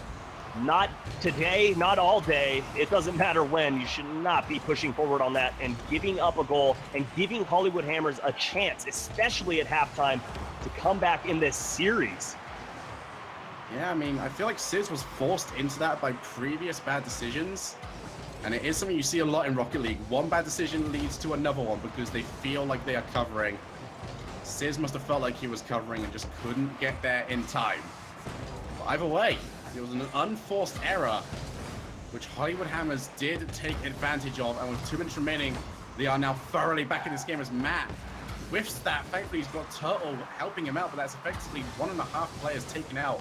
Safu, what are you doing right there? Sizz just can easily beat into that. Oh, and here we go. I love watching Hollywood Hammers on defense. Their rotations are great. If you're an up-and-coming Rocket League player and you lack the defensive skills or offensive skills, just watch these guys. They are working perfectly together. Matt gets beat as Sizz has already committed up in the background. That is yet another error. Could have been dealt with so much better by Rogue. And if they lose this one, which honestly they should have been able to easily settle upon after getting their 2-goal lead, this is going to be absolutely huge. They're going to go 3-0 down in this series. As Vince is going to be able to follow up. There is the lead for Hollywood Hammers. Rogue are disintegrating in defense. Oh my goodness. They are falling apart. The swing is absolutely insane in this game. This was Rogue's game to lose, and they are on track to do exactly that. I love the decision-making we're seeing from Hollywood Hammers of when to break out of rotation, when to commit to that ball, and they have been doing it so well. It has worked every single time they've decided to do it in the defensive end of Rogue. Love being ill. My voice doesn't usually break, but then you get lovely loud things like that. Oh, that Turtle. Okay, Hollywood Hammers doing their best impression of their opponents by over-committing and over-rotating, and Turtle's going to be able to take it pretty simply. Yeah, that's about as wide open as you'll see at this level of play. I think Darkfire was expecting Safu to be a little further back and not commit up to that ball. The communication breakdown coming from Rogue, though. Where is the third man back in net? Both deciding to go for boost. Yeah, I mean, usually if you're doing something like that, then the person that's going for the kickoff needs to be going for something a lot wilder. But fair play to Hollywood Hammers. They completely killed that ball in the middle. And the follow-up shot was very good as well. But that just should not be happening at all.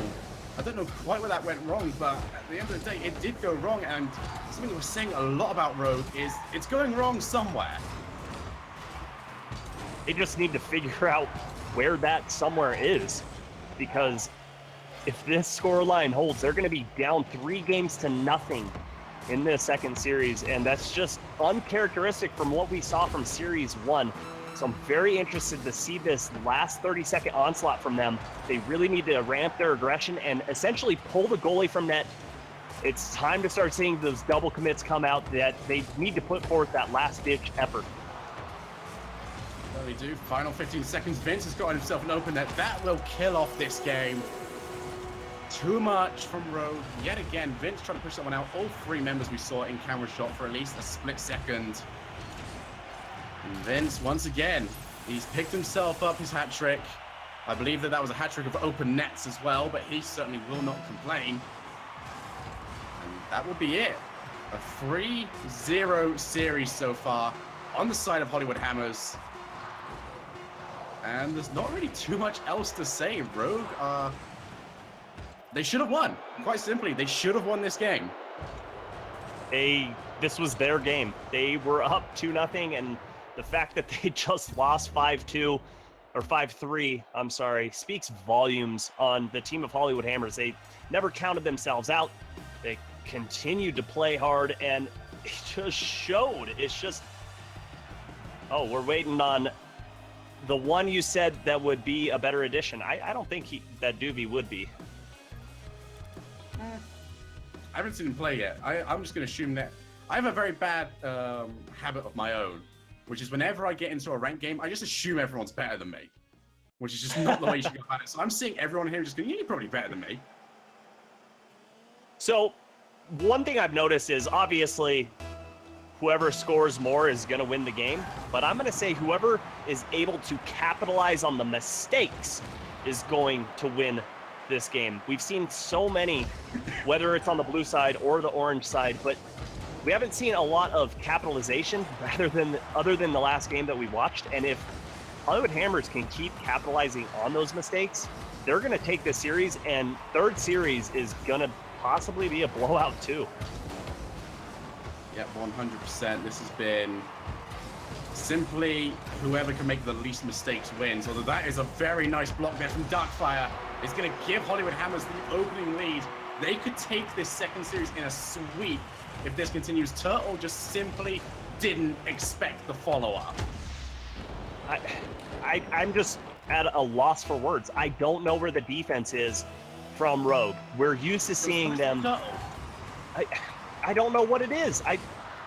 They're so stout normally and so good at staring down the barrel of the gun of that shot being fired at them, and so far unable to do that. And Matt missing his mark, it just seems like they're not in their element at the moment. Oh no, and they only really looked like they were in their element towards the final game of the first series, where they really looked like they were pushing forward. But ever since this series really started, they have not looked at all comfortable. And I honestly thought this would be the other way once this one started. But as soon as that opening game happened, it has just looked like a one-sided affair ever since then. And even though there was a slight fight back, it was just handed back away to Hollywood Hammers. And this opening lead will not make life any easier, as Safu probably should have won that. Could have taken his cut a little bit more to the right to confirm that he would have won. But Vince launches another long shot.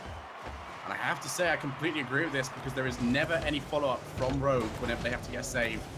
Instead, they're just tapping it once, and it leaves the ball open, although big block from Sis, moved in by Turtle. And sometimes it just takes a little bit of individual brilliance to break a streak. This could be what they need, but then again, they were up 2 goals in the last game, and good read there from Turtle, able to pinch that one in, solidify that goal. All tied up. Maybe being down in the beginning of the game is going to help them out, and now tying it up gives them the momentum. I'm at a loss.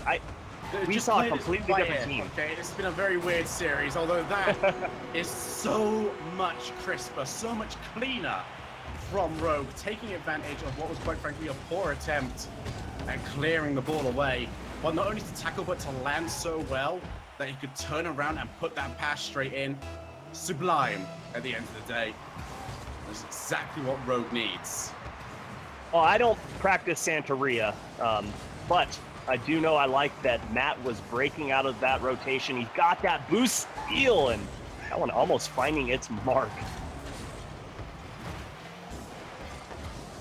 So he's going to have to be the one to rotate in for this. Well played there from Rogue's defense, finally allowing one player to move forward to force the move early, and then allowing Sizz to come in for the sweep up immediately afterwards. He'll be asked once again to take this. He's going to control the ball for the time being. Beat one, beats two, tries to go for three, but it's still going to be a setup. But Turtle will be beat to the ball.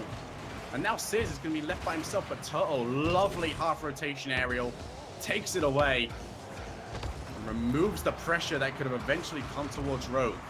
But Sizz starting to look a little bit more comfortable this game.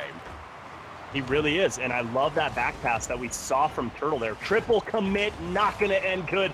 Oh, Turtle coming off that back wall for the save. Ever so important, retaining onto this lead. Still 2 minutes to go, though, and the shots are coming on. Turtle again with the clutch save. Don't let Darkfire shoot. That is a big, big no-no when it comes to taking on any team which features Darkfire. They've got away for the time being. Sizz is definitely holding himself as the third man in this rotation. It's going to be huge now for him to keep as much boost as possible because Hollywood Hammers have had the majority of the possession. Are starting to put forward very good questions towards his defensive side as he actually bumps away. Vince is going to allow the backboard redirect double touch there from Turtle. Lovely play. Him and Sizz coming out big. And there is nothing Hollywood Hammers could do. Oh, Turtle living up to his name, upside down, hitting the shell of his car to put the power on that ball to go under crossbar. 2-goal advantage. They had this in the last game. Let's see if they can hold on to it this time and possibly bring us into reverse sweep territory.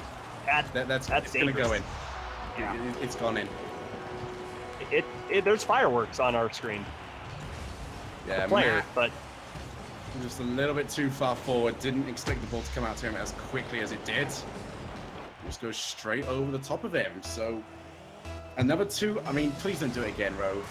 You've already thrown 1 2-goal lead. You can't possibly do it again. Oh, You've no, done it not again. like this. You've actually done it again. What? I mean, come on. I know Sizz is the toxic player in the community. Positive toxicity, of course, but own goals? Is this a new chapter we're seeing, Sizz? He just didn't get there in time. It was Yeah. a decent attempt at a save, but it's what's caught Rogue out twice now. Which is, they've gone for those side-on kickoffs where both players try and go for boost, which is a perfectly good kickoff. If you do it right. Unfortunately, once again, for the second game in a row, Rogue have ceased to exist against the Hollywood Hammers offense. I don't know how Turtle did not see Darkfire on that. Vince was staring at Darkfire. I could read it all day long. I'm passing to you, and he completely fell for that fake. It's just insane. Here we are, once again, under a minute, and Rogue chasing 1 point.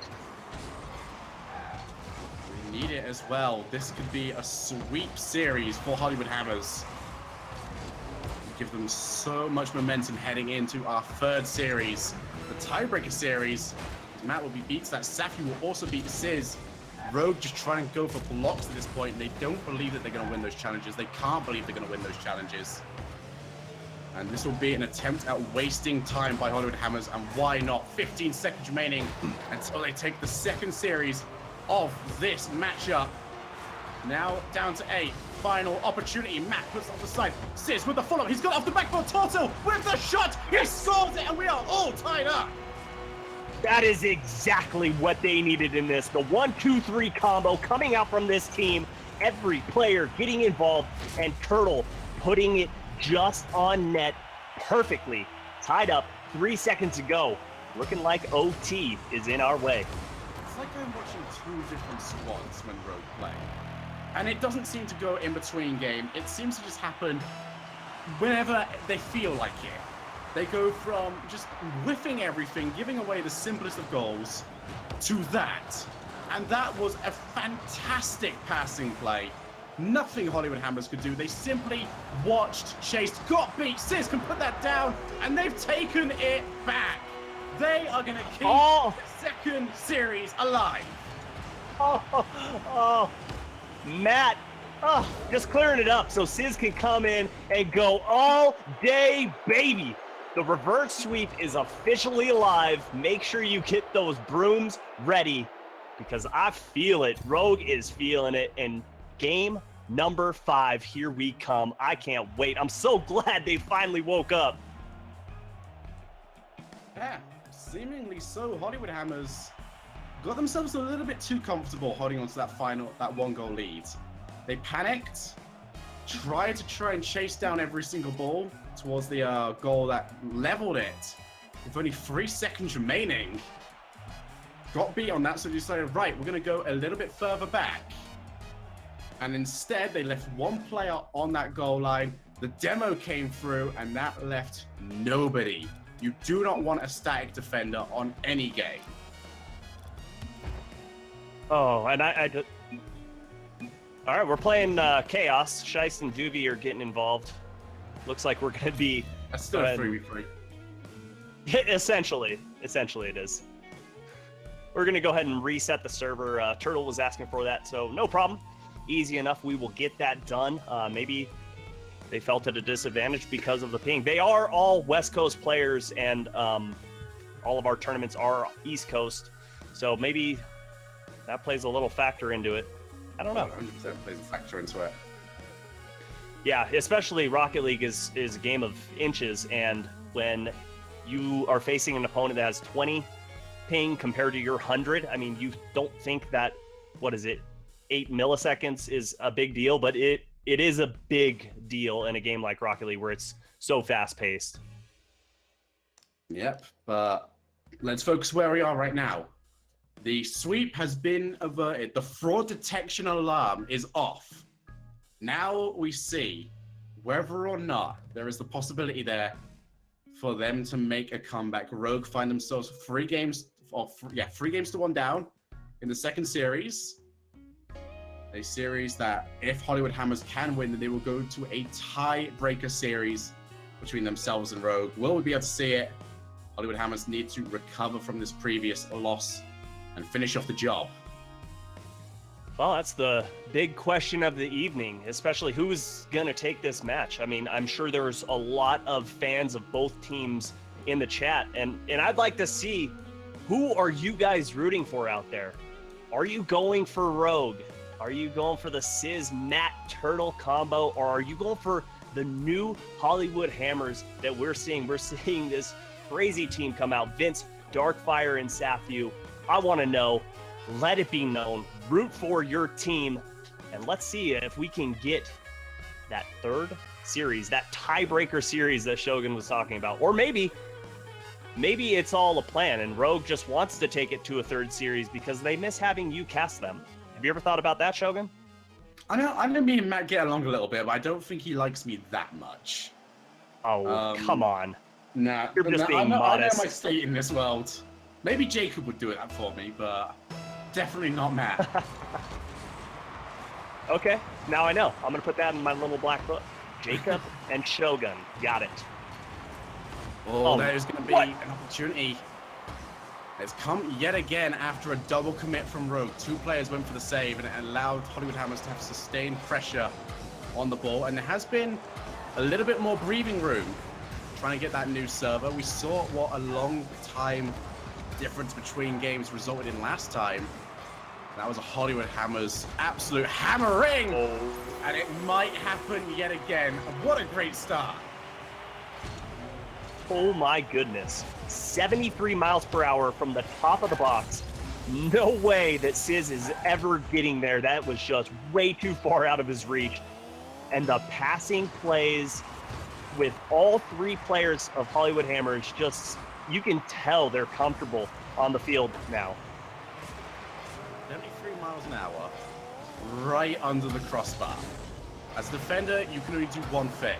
Watch and say how pretty it was. Oh wow, Safyu actually got bumped into that ball.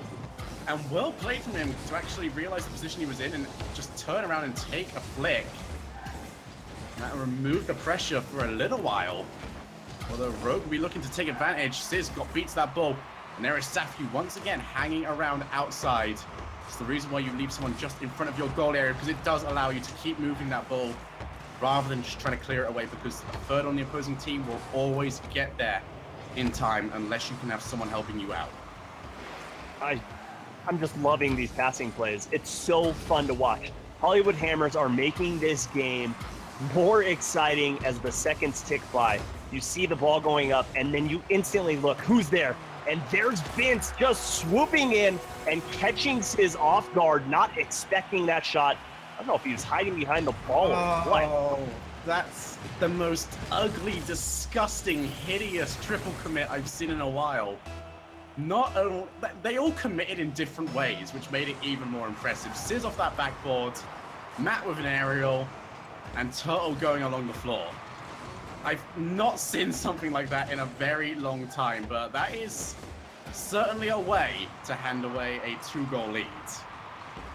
That's the second or third time we've seen them triple commit. They really need to get the communication down tonight, especially going into Series 3 if this lead holds up. Well, I usually would say a 2-0 lead is pretty good, but after this series, I've already seen 3 of them completely thrown away, so I am not going to sit on that at all. Vince does get a whiff, but still Hollywood Hammers maintaining their pressure, and this is exactly why, off the backboard, Safyu gets there first, and I've been so impressed with Safyu so far this game. His positioning has been immaculate, but that pass out from Vince, well played. He not only brought this one straight out, but also so far an angle from the goal that nobody could get there in time, and it opened up such a great shooting area for Safyu to aim at. Well, it was a brilliant pass. Just the ability to realize, hey, there's 3 defenders in net. There's no way a shot that I put on is going to make it through, and it's probably just going to get cleared away. So he just perfectly placed it, and Safyu, this guy putting in the work week after week in community tournaments, and it is showing tonight. Matt looking to put that one straight down. Vince gets there just in time, and because Matt had already jumped, he cannot go for the follow-up. Just seems like as long as Rogue can stop themselves from double or triple committing, they can be playing so much better and so much faster, but because they are double committing, there's no one available for the follow-up, and a big miss will not result in a goal somehow. I do not know how Hollywood Hammers have not managed to put their lead up to 4. But for Rogue, that is a complete blessing because it does give them hope in this series. Matt puts it up to the side, but there is no one around. Sizz was to his left, not his right. Oh, and the miscues coming out again from Rogue. They have the teammates downfield. They have the passing plays set up. They're just pushing it the wrong way, and you're not going to hit your teammate if he isn't there. I know. Pretty crazy analysis, but there's got to be a player there to hit the ball. Certainly do. Safyu will just clear that one away. Final 60 seconds remaining. It does look like Hollywood Hammers will be taking the second series. A shot there from Vince will pretty much secure it, as they are being allowed shots now. And whenever you see Hollywood Hammers taking a shot, they do seem to be hitting it ever so well, getting it right under that crossbar yet again. Unsavable. And now it looks like this series could be over. Unsavable due to that power. 68 miles per hour. Vince just getting the absolute hammer shots coming up, living true to his Hollywood Hammer name. And you could see the communication on that play. Darkfire was up for that ball and got called off by Vince. It's just so beautiful to see these players working so well together like a fine oiled machine. Absolutely, Hollywood Hammers have looked so very good this series. Taking advantage of absolutely everything, but the rotation on their end has been very standard. That's sometimes all you need, just making sure you get the fundamentals down, make sure you're not making any mistakes. Been very rare that we've seen a double commit on their half. It's allowed them to pretty much take this series. Matt is going to pick themselves up a consolation goal. Maybe that's what they need. Might just be something to Rogue heading into the next series. Yeah, it could carry them on into the next series, which is huge. That first goal of game 1 in our next series is going to be absolutely massive because you can make a statement from the get-go saying, hey, we're here. This is our game. This is our prize pool. We want it all for ourselves, and we are not sharing with you. Just like that, Hollywood Hammers, though, making us go to that third series. This is where it's all at. Yeah, it really is. Both these teams have certainly had their highs and lows. This has been a very high series for Hollywood Hammers, as they have just taken advantage of everything available to them. And I'll tell you what, they are making the best of their shots. The least scoring, I believe 40% of their shots so far, and everything else has been a setup, more or less, pulling out Rogue's defense, which has been double committing to saves. So all they're really doing right now is putting shots towards the net, watching Rogue double commit, and following up. Well, yeah, those shots that you're seeing that aren't going on net, they're just high enough on that crossbar to make the defender think that it could possibly be a shot on net. So they're going up, and by the time they're going up, a teammate on Hollywood Hammers is realizing it's going to be bouncing off, going towards box, and they're ready to hammer it home. It's just a beautiful sight to be had. It's so fun watching these players. Anytime there's passing plays involved in Rocket League, it just makes it that much more fun to watch. 100%, I have to agree with you right there. But we can have a quick break before the next one, I do believe, Subi. And we saw how much of a difference a break made last time for Hollywood Hammers. Will it make the same difference for Rogue? I can only hope so. You know, there's always been one thing that I've always wanted to see in Rocket League, at least competitively in the RLCS, and that's the ability to call a timeout, to be able to regroup, gather yourselves as a team, and try and maybe think of a new strategy. Well, that's essentially what these teams are getting with this break that we're going to be taking, and let's see which team really benefits from this break better. But before we do that, we're going to be doing another giveaway before we go to the break to give you guys something to do. And that's going to, once again, be for those Turtles bracelets. Make sure you check them out. Follow them on Twitter. And the key word is going to be Turtles. And make sure you spell it right. If you, let me get my typing fingers ready. TRRTLZ. Bam. Just like that is how you're going to want to type it out to put yourself in that raffle. Shogun, your wrists look a little bare. I think you need to get some turtle bracelets on you. Ooh. See? Nothing. While he's looking for something to get on his wrists, we're going to go to a quick break. Don't go anywhere. This is PRL's Rival Week.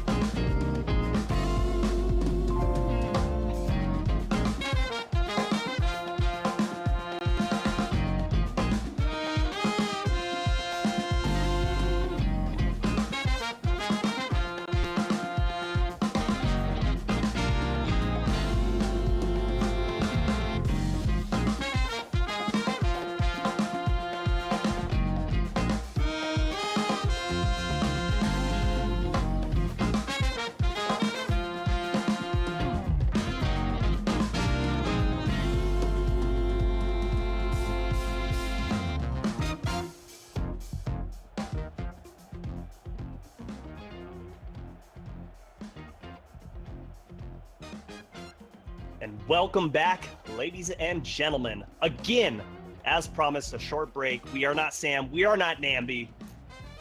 That guy over there. We might deliver on this short break this time. That guy only hope.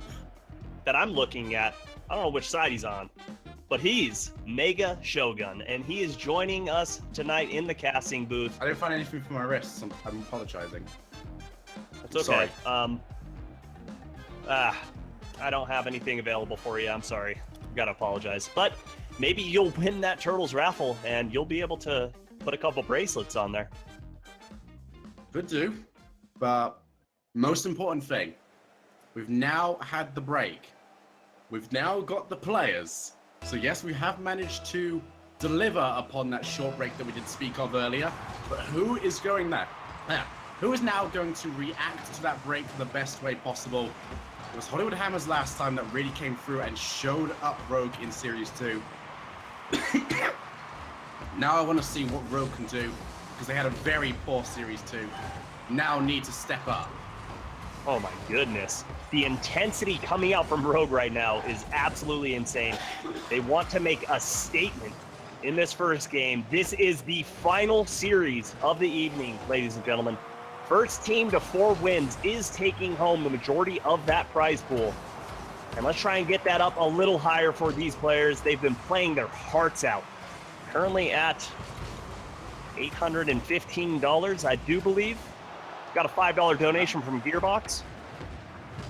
It's certainly a decent amount. I believe that this is now a decent trend we are beginning to set, where every series goes to the 3rd series. I believe yesterday's also went to the 3rd one.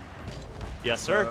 Hopefully we can keep this going all week, and we'll get as much good Rocket League as we can possibly get.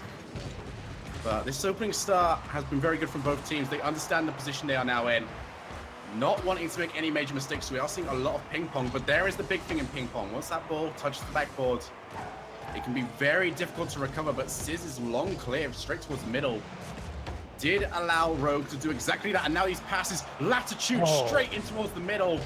So difficult to deal with whenever someone passes that ball square straight across the side, because you're not getting any closer to it at all. But now the follow-up from Vince off that crossbar. Matt cannot get there. Straight underneath from Darkfire. Sees the blockade and sees the gap. And there it is, 1-0. What a great start to this 3rd series. So much better. And he saw Matt and Turtle in unison, jumping at the same time. And you could see the moment that he realized it and went low under both players. Hollywood Hammers with the first goal in series number 3 of this best of 7. Rogue came out hot, but seems to have cooled off a little bit in this opening 2 minutes. Love it, Matt. Couldn't quite go the entire way. He did leave himself with a lot to do after that fake, especially considering that ball had completely killed itself on the floor, so it's very difficult to continue to control it. 2 players now committed. That is now going to mean the 3rd will not come in, even despite the failure to get a clear. That is now going to be rolling. Matt pushes it straight over to the side where Turtle give it over to Sizz. Sizz puts it up high. Will there be a follow-up? Yes, Matt off that backboard. 4 touches, 5 touches, uncontested. Turtle make it 6. For it eventually gets there. And a big whiff there from Matt. I mean, they will probably struggle to continue this play, and they have done so. Darkfire effectively using Sizz as a catapult to clear that as far away as possible, but Rogue looking much faster this series, but it will not matter if they concede. Sizz rotates in just at the last moment. And they really need to get that accuracy down. They've had a few targets looking at that net, but haven't been able to find their mark just yet. Couple high shots, a couple wide. Oh, Matt almost gets the redirect, but it threw the defender off just enough for Sizz to fly in and tie this game up. 100% did as well. You can see Darkfire, he held himself around for a very long time. He's also got 11 boosts, so he wanted to play that a little bit smarter. But due to that lack of boost, it doesn't mean he can turn around as quickly as he would have liked to. He comes ricocheting straight off that backboard, and a simple finish off there for Matt. The Rogue get themselves back in. Safu puts off the backboard. Matt will not be there in time. Put underneath him. Off the side wall yet again. Safu should have been beat to it, but due to the miss from Sizz, will allow Hollywood Hammers to continue to push themselves forward. And it just doesn't look like Rogue quite know what to do with themselves once they get put into defense. That touch from Darkfire effectively setting up Turtle, though, to continue to put pressure on. Yeah, and Rogue's boost management at the time and double commit there from Matt and Sizz, a little miscommunication, but the boost management has been a huge issue. Every time I've looked at them back in that defensive zone, there's been 2 of the 3 players on Rogue under 30 boost, and that is no way to defend when you have Vince, Darkfire, and Sathu firing shots on net left and right. Actually, not going to be too much different right now either. Matt is going to be the player back, but he's also the only one with any boost. Turtle is out. Sizz using that wall yet again, effectively using his own crutch to put himself up onto the wall without any boost. Through sort of pseudo aerial whenever he does that. We are still all tied up in a very crucial opening game in this series. Sizz gets there in time before allowing Darkfire to get his double tap. We could potentially be hitting overtime, but Hollywood Hammers are continuing to pressure. Sizz does get beat. Sathu tried to set himself up, but Darkfire gets an unintentional touch, and then we almost went coast to coast. Both these teams really starting to throw it all out in this final series. They know exactly how much this win is worth to them. Oh, and here we go, nearing the 0-second mark. Let's see how long this ball's gonna stay in the air. Hollywood Hammers with the advantage going down in the zone, but Matt with the smart play to hit that ball down. Game 1 heading to overtime. This thing is close, but I think if Turtle wakes up, it's going to be a series changer. Oh, Sizz scooped the ice cream and threw it all back into his own face. Just couldn't quite get the contact he wanted, but now Turtle can find Matt. Matt is too close, but Sizz rotates himself in. It wasn't a powerful shot, but it was enough. Rotations from Hollywood Hammers, not quick enough, and Sizz will take it. Sizz rolling to the left on that shot, just putting the English on that ball to roll it away from the defender with that change up shot. Taking game number 1, this was so important for them, especially after dropping multiple games in the last series. They needed this for their morals. Sizz just had such a big game, completely taking his team by the scruff of the neck. Turtle almost went for donuts across the board. But if Rogue could pick up a win like that, especially right now, and that'd be ever so important, especially with Sizz now starting to emerge. If he can have another big game here, then it'll allow the rest of his team to really start finding their footing. Yeah, and I just love that even though Turtle wasn't too active in this game, he came through when it most mattered on the final play of the game. But I'm still gonna stand true to my word. If Turtle comes alive, this series is going to be Rogue.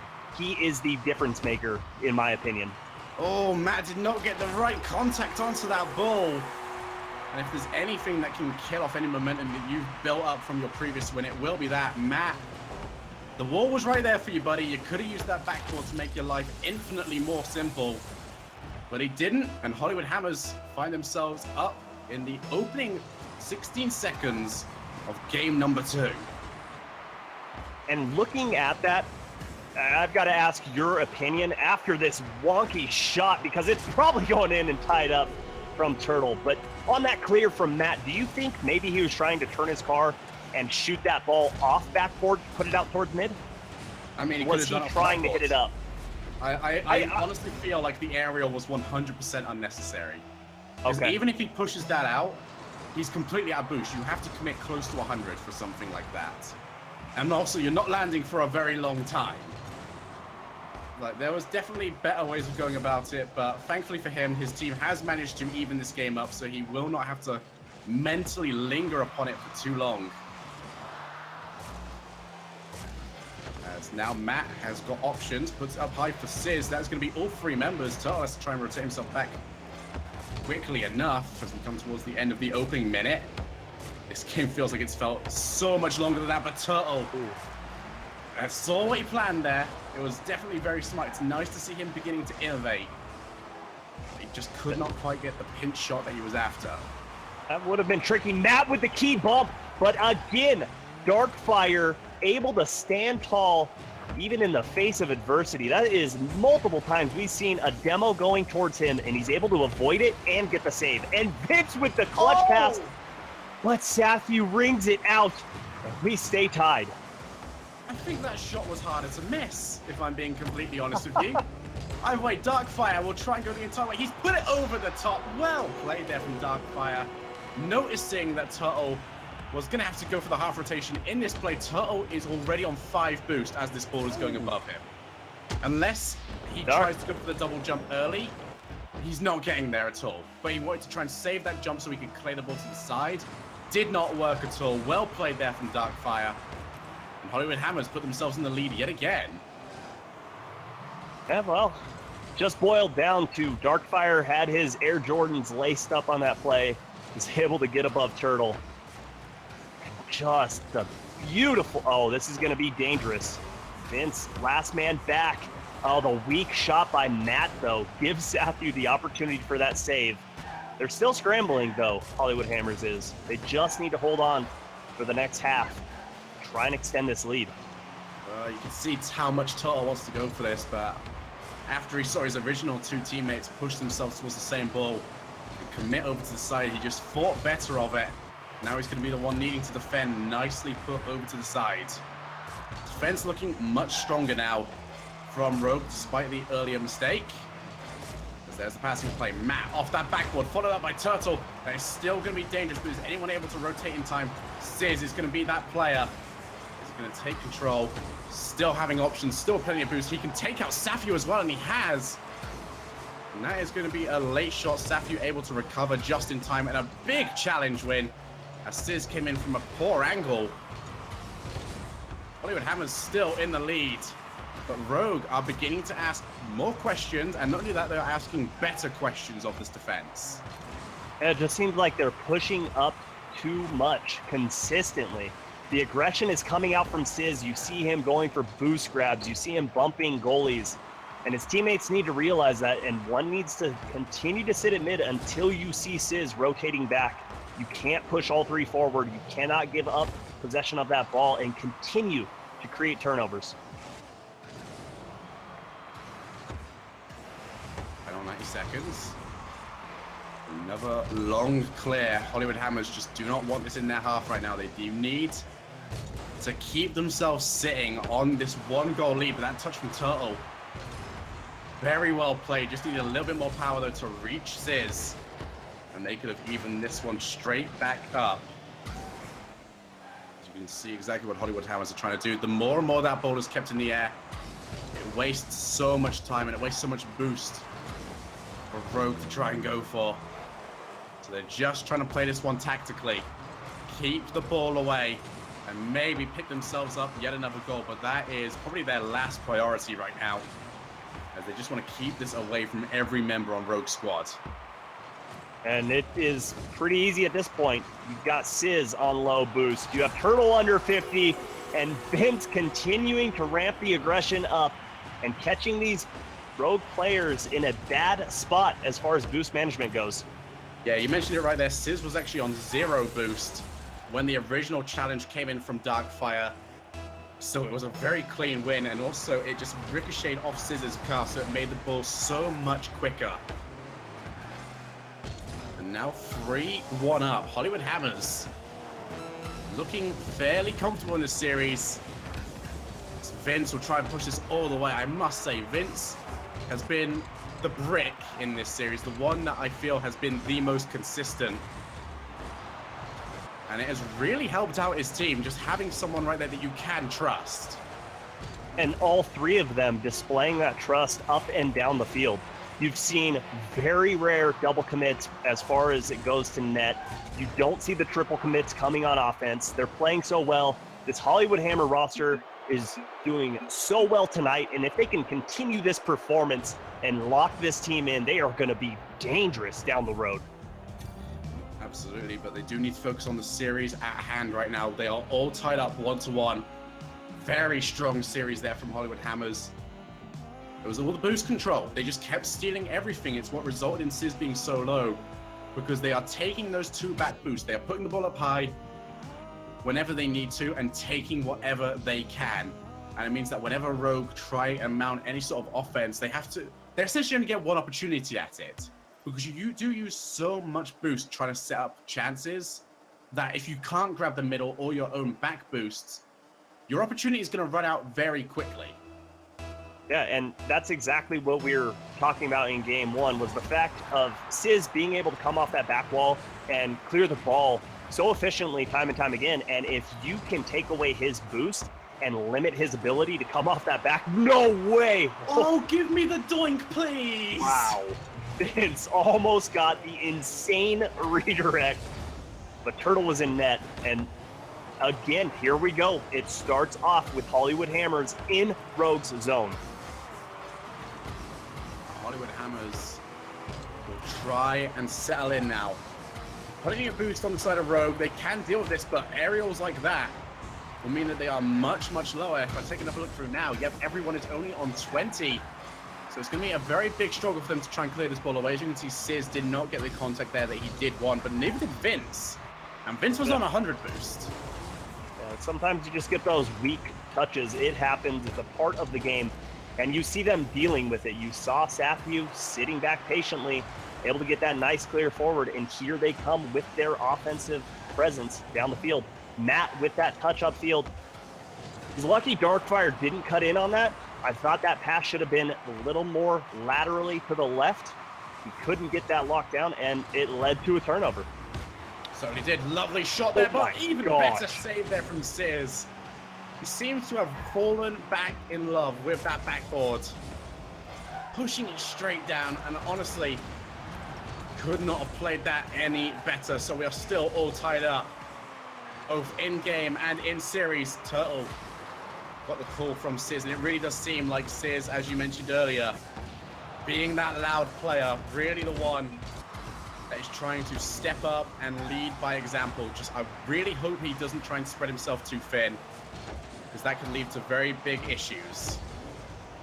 It definitely can, especially if they drop this game. And again, we saw a missed shot from Matt. He has been putting him on time and time again, but unable to find his mark. His accuracy has just been missing tonight. Normally, he's known for being able to put the shots on and make them. Tonight, not the case. Yeah, we definitely allowed a bad night. It's unfortunate when that bad night is on during a game that is worth $800. But what a shot that was from Turtle. Puts that straight onto the crossbar. I don't have a clue how he got so much power. And Turtle's also got a demo in the background. Sizz looking to try and go for the setup, but it was a little bit too angled for Matt to come in on. We remain all tied up. And it seems like Rogue have changed their strategy from pass to demo. Oh my goodness. Rogue realizes that this isn't Call of Duty, right? You don't get kill streaks to continually demo players.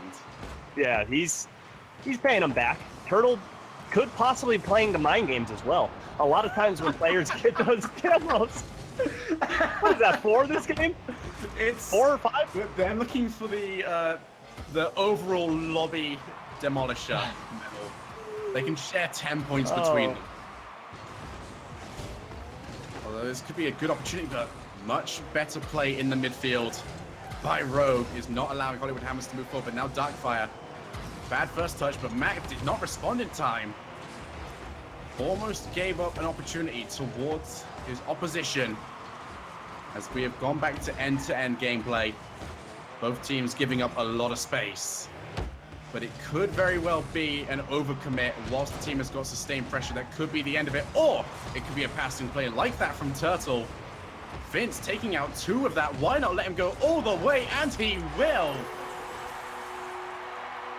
First blood to Hollywood Hammers. And once again, it is Rogue's good old friend, the double commit, that costs them.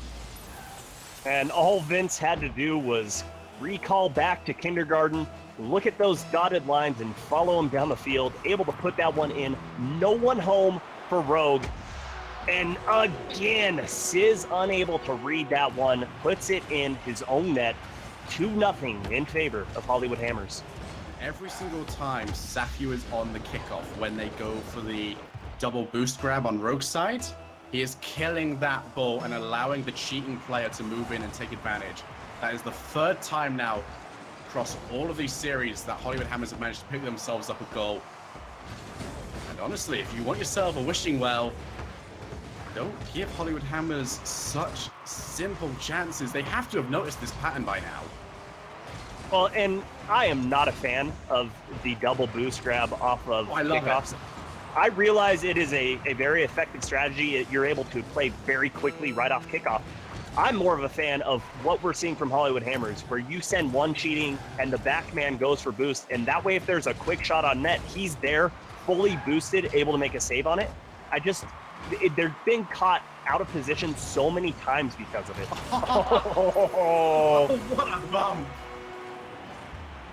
Matt tries to go for it, but let's take a look for the star, the comet. Make yourselves a wish, ladies and gentlemen, and I'm sure it will come true. Because the shooting star is known as Turtle, and he just went flying across the pitch. Via Vince. Vince all over the field, showing everyone. It's great. It is absolutely great. These players playing absolutely ruthless in this one.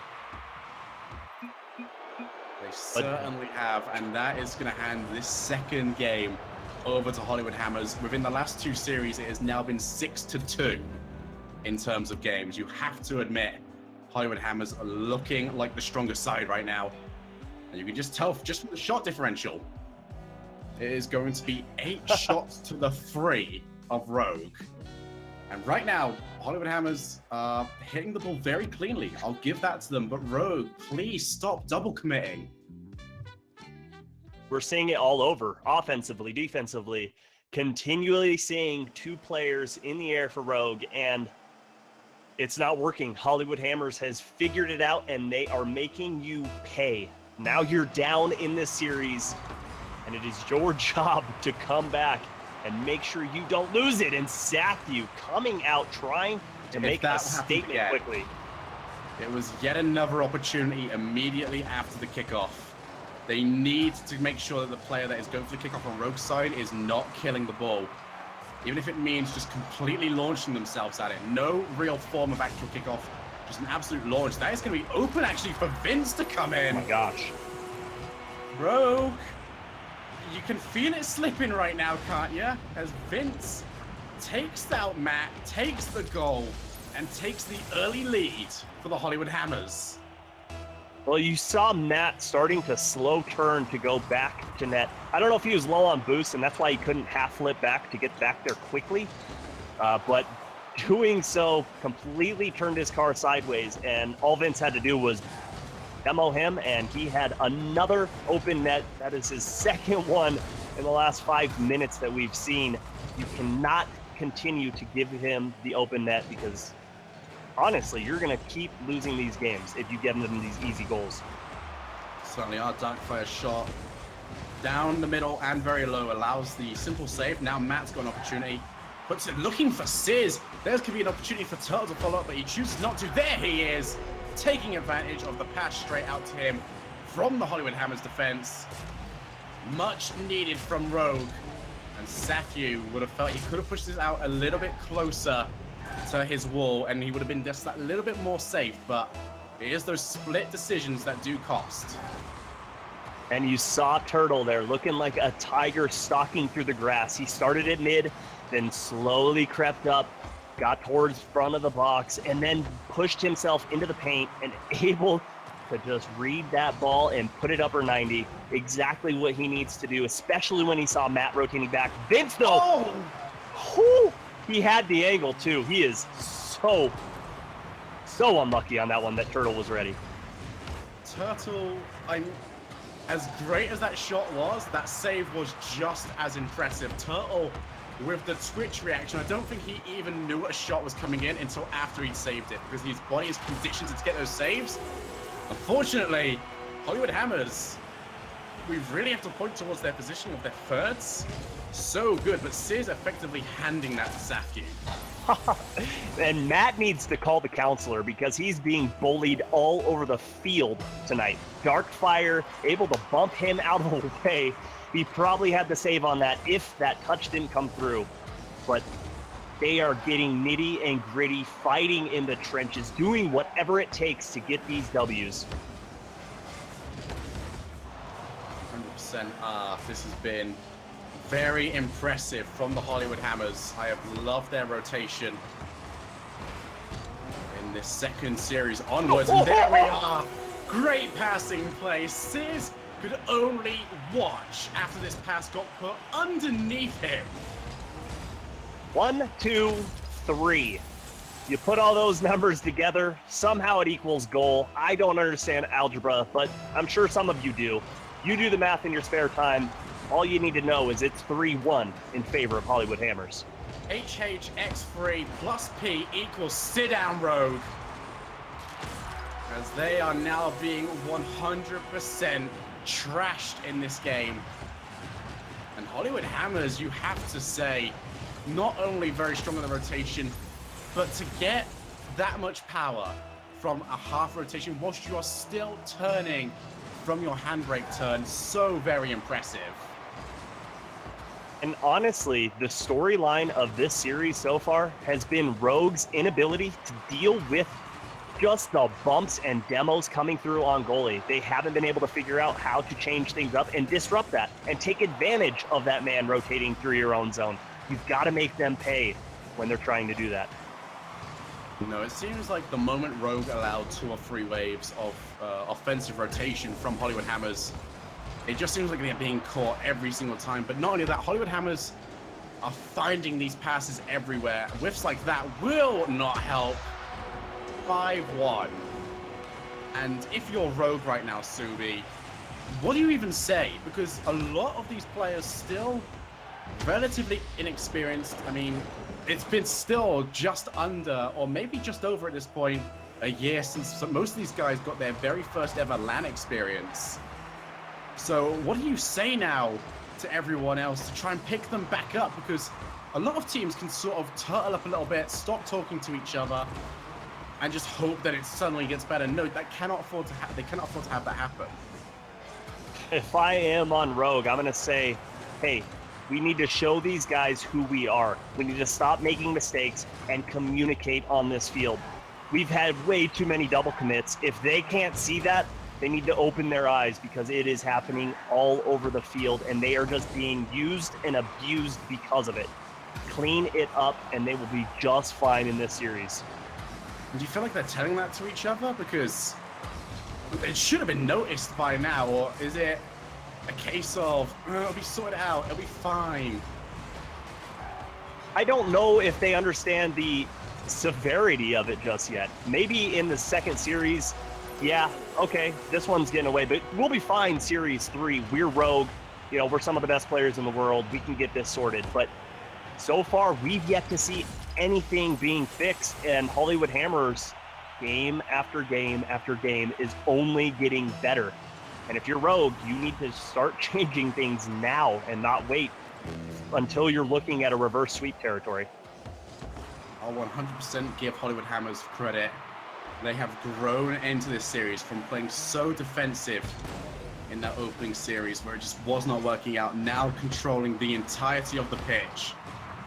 It's almost as if we've seen their territory grow as we've continued on.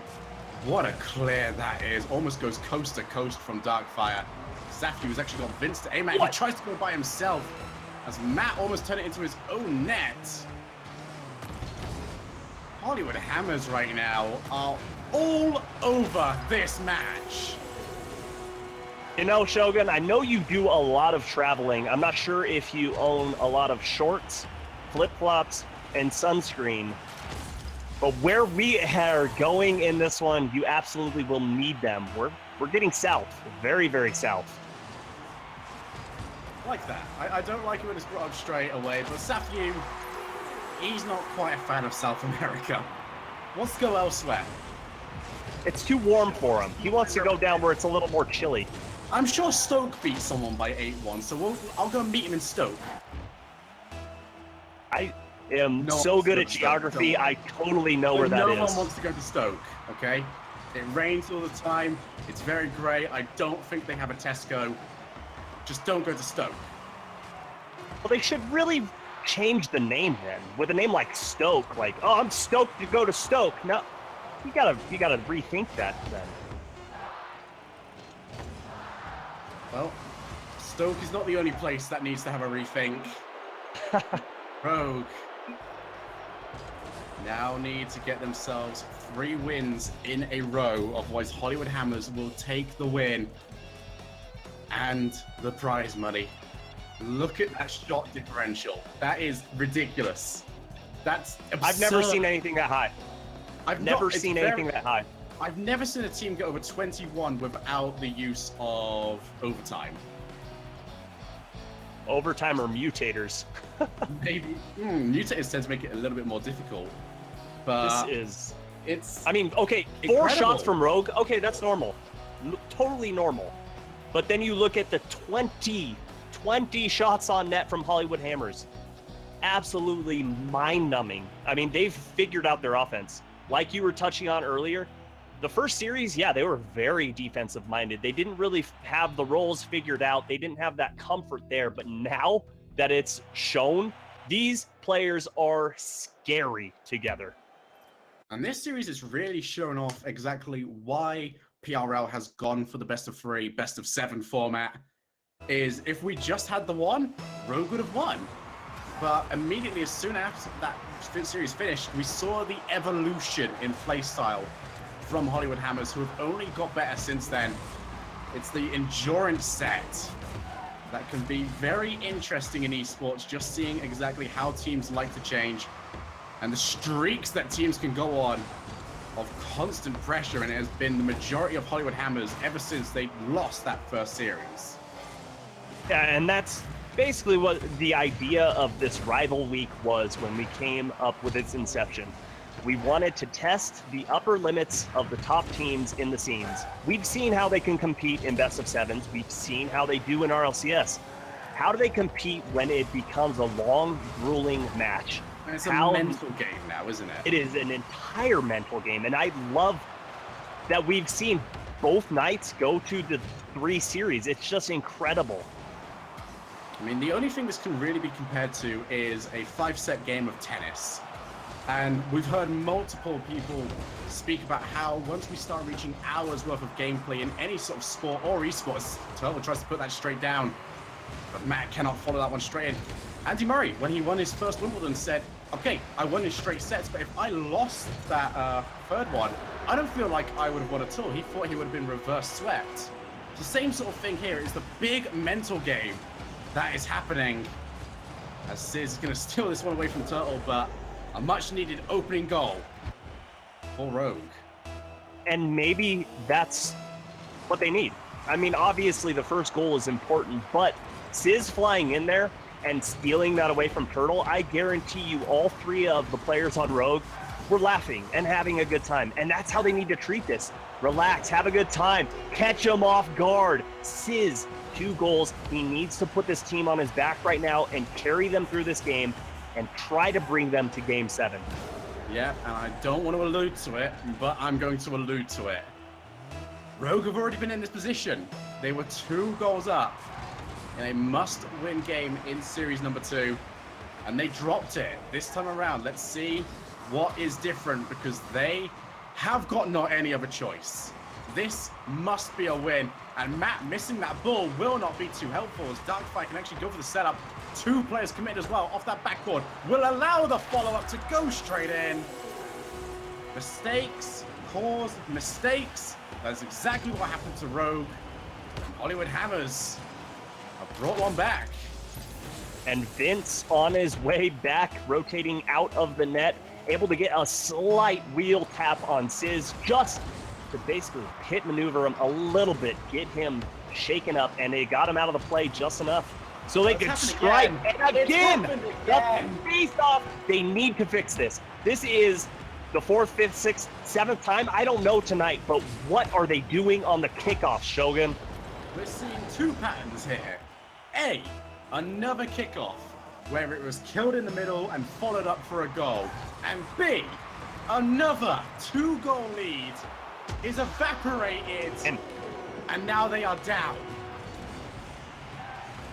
Another kickoff goal. Another. They need to figure these out. Every type of kickoff they can be presented with, they need to fix that, because they're to be taken advantage of on every single one. Again, they send them back. Last played once. It's been incredible to watch. It honestly has. And like I said, the most interesting thing of doing these long series is that we do get to notice patterns that we would never get to notice if we only played that first series. It is the long haul, noticing where mistakes are, noticing where definite issues are in a team. And this is where, honestly, Rogue could end up coming out of this series with the loss, but they would have learned so much. I.e., sort the kickoff out, please. Pretty please. With a cherry on top, even. I mean, I've watched this team so much. They're so fun to watch. One of the most exciting teams out there, especially in a live environment. But I've never noticed on those kickoffs where they have 2 men diagonally back that they do send those men back for boosts. It's crazy to see. And like you said, you'd never notice that except in things like Rival Week. Ben's going to try and go the entire way. He's gone for the shot. If only he could have landed with the ball on the hood of his car, he could have launched that over the top of the 2 defenders. As now Hollywood Hammer's really feeling confident. You can always tell how confident a team is depending on where that third is positioned. If they are really far up, then they know nothing is going to go wrong. Sizz will ignore the demo on his teammate. Try to move forward, but the follow-up shot from Matt, simply not good enough. Final 90 seconds, Subi. Rogue must respond, otherwise they will lose the second series in Rival Week.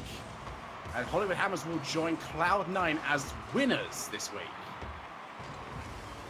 No, it still is so beautiful to hear that. And I know we're nearing the last minute, but Cloud9 so huge to the scene. It is awesome. But Rogue facing 1 goal down. They need to do it now. They don't want to be in that situation where you're scrambling to keep that ball alive. And they definitely don't want to put another one on the board for Hollywood Hammers. Oh, missed there, but will be followed up. Multiple people are going to be held back now from Hollywood Hammers. I wouldn't be surprised if we saw them playing very much like they did in game 1 of this series, just to hold on to this lead. Final 32 seconds. Rogue must score. Matt puts that one up high. He's going to try and go for the follow-up. As Darkfire has actually left it, but Matt, out of boost, cannot reach it in time. He is completely depleted.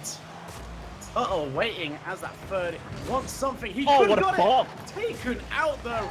Matt with the flick-up. Sizz is around for the follow-up, but the save from Darkfire. Very last second. Rogue must find a way. As there will be no follow-up for a while. Sizz now has to keep this one off the floor. Push it away! Matt effectively had the ball land on him. And an incredible save from Hollywood Hammers will take them the series. A great ending to what has been a great series. A very enlightening series, you could say. Hollywood Hammers, I don't think I'm lying when I say that this is an upset, but it is a well-deserved win at that. I'm speechless. Are you serious right now? What did we just witness? Like, my mind is blown at the moment. I definitely thought Hollywood Hammers was going to come in and definitely give Rogue a hard time, but I did not see them coming out and doing what they wanted at their will up and down the field with Rogue. It was insane. This was certainly a tale of gears of sorts. We saw the opening series. Both teams started off very shaky, very slow, gradually started to move up a little bit. By the end of that series, starting to fix ourselves pretty good. We might actually have ourselves a very good series on our hands here. And then we started series 2, and it seemed like Rogue had pretty much just stalled, whilst Hollywood Hammers just kept getting better and better and better. And that didn't stop at all until we finished off. And that series is now going to end. The last 2 series, 8-2 in favor of Hollywood Hammers. That is huge. I'm still just mind blown. I don't know why Rogue couldn't figure out it seemed so small, the mistakes that they were making, and easily fixable. Things such as, hey, make sure you look at Shogun's camera right now, okay? Look at that. Making sure you know. There you go. You know, There don't you go go. anywhere. Oh, let's just change topics completely, because right now we are posting a straw poll for who you, as the viewers, think was the MVP of this entire matchup. We have all 6 players listed on there. I know who I'm voting for. I'm not going to say, I don't want people to vote against me because they don't like me, and Shogun can't vote because then everyone will vote for that person, so that wouldn't be fair. But we will also be doing a giveaway at the very end of this stream.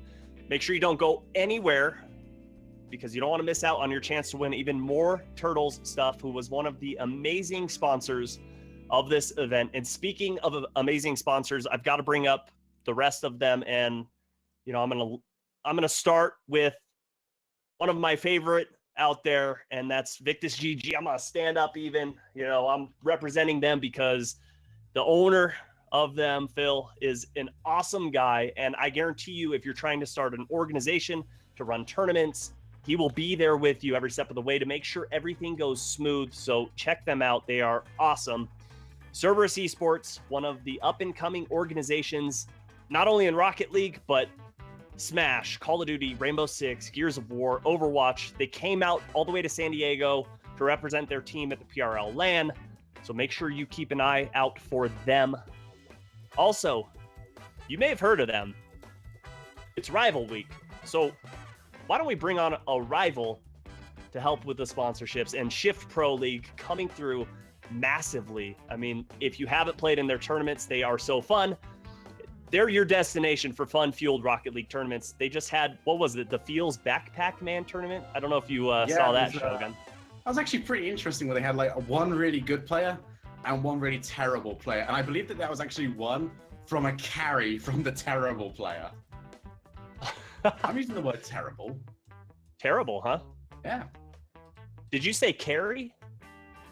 Yeah. A carry from the terrible player. Yeah, it was literally just thrashed, honestly. Well, if you didn't get to check it out, make sure you drop them a follow on not only Twitch, but also on Twitter. Both of them are Shift Pro League.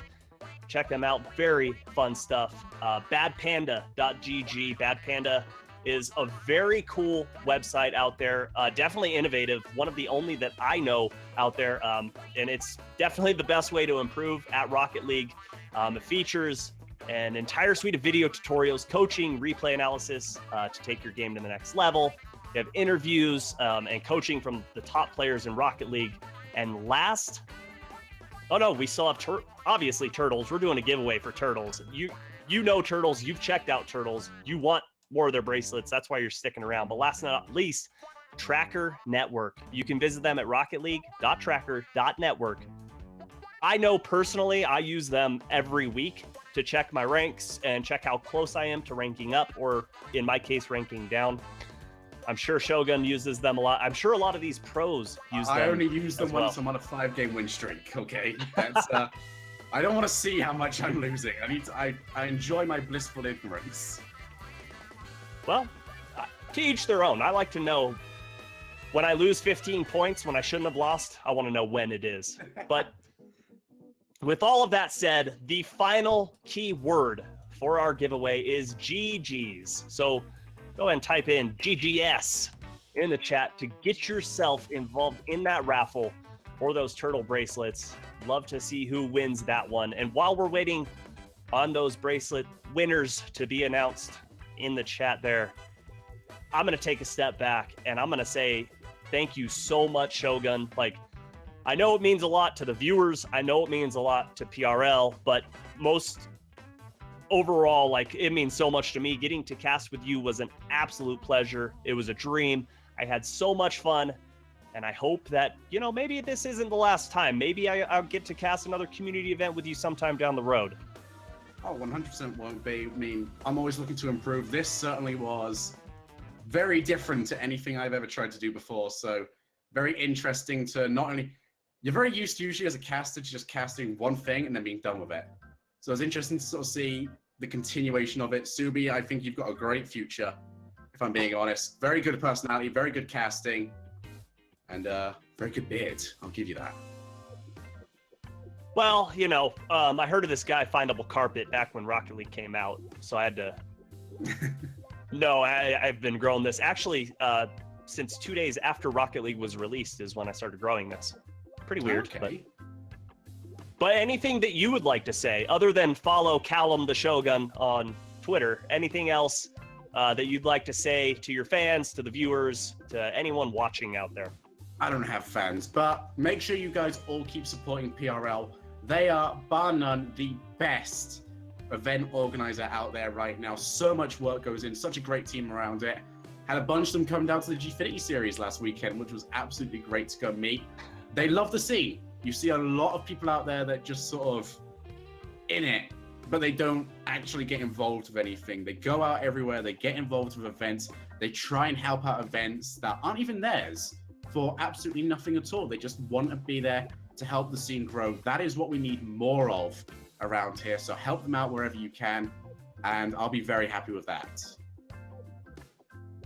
Well, you heard it, folks. He thinks I'm all right. That's all I got out of it. And he likes PRL. No, I'm just kidding. Thank you so much for the kind words. To those of you out there, we appreciate you watching. If you haven't already, make sure you follow Pro Rivalry League for all the great action. This is only the start of the week. Tomorrow, we have Flipside Tactics facing the Leftovers. It is going to be absolutely stacked on the field, and that's going to be casted by none other than PRL's own Chimblade and someone that Shogun might know, the one and only Lawler. So make sure you check that out. My bromance. Yeah. And make sure you don't go anywhere, because we're going to be giving you a great host, one of the top organizations in the community scene. Nexus Gaming is coming up, so don't go anywhere. This has been PRL's Rival Week, day number 2.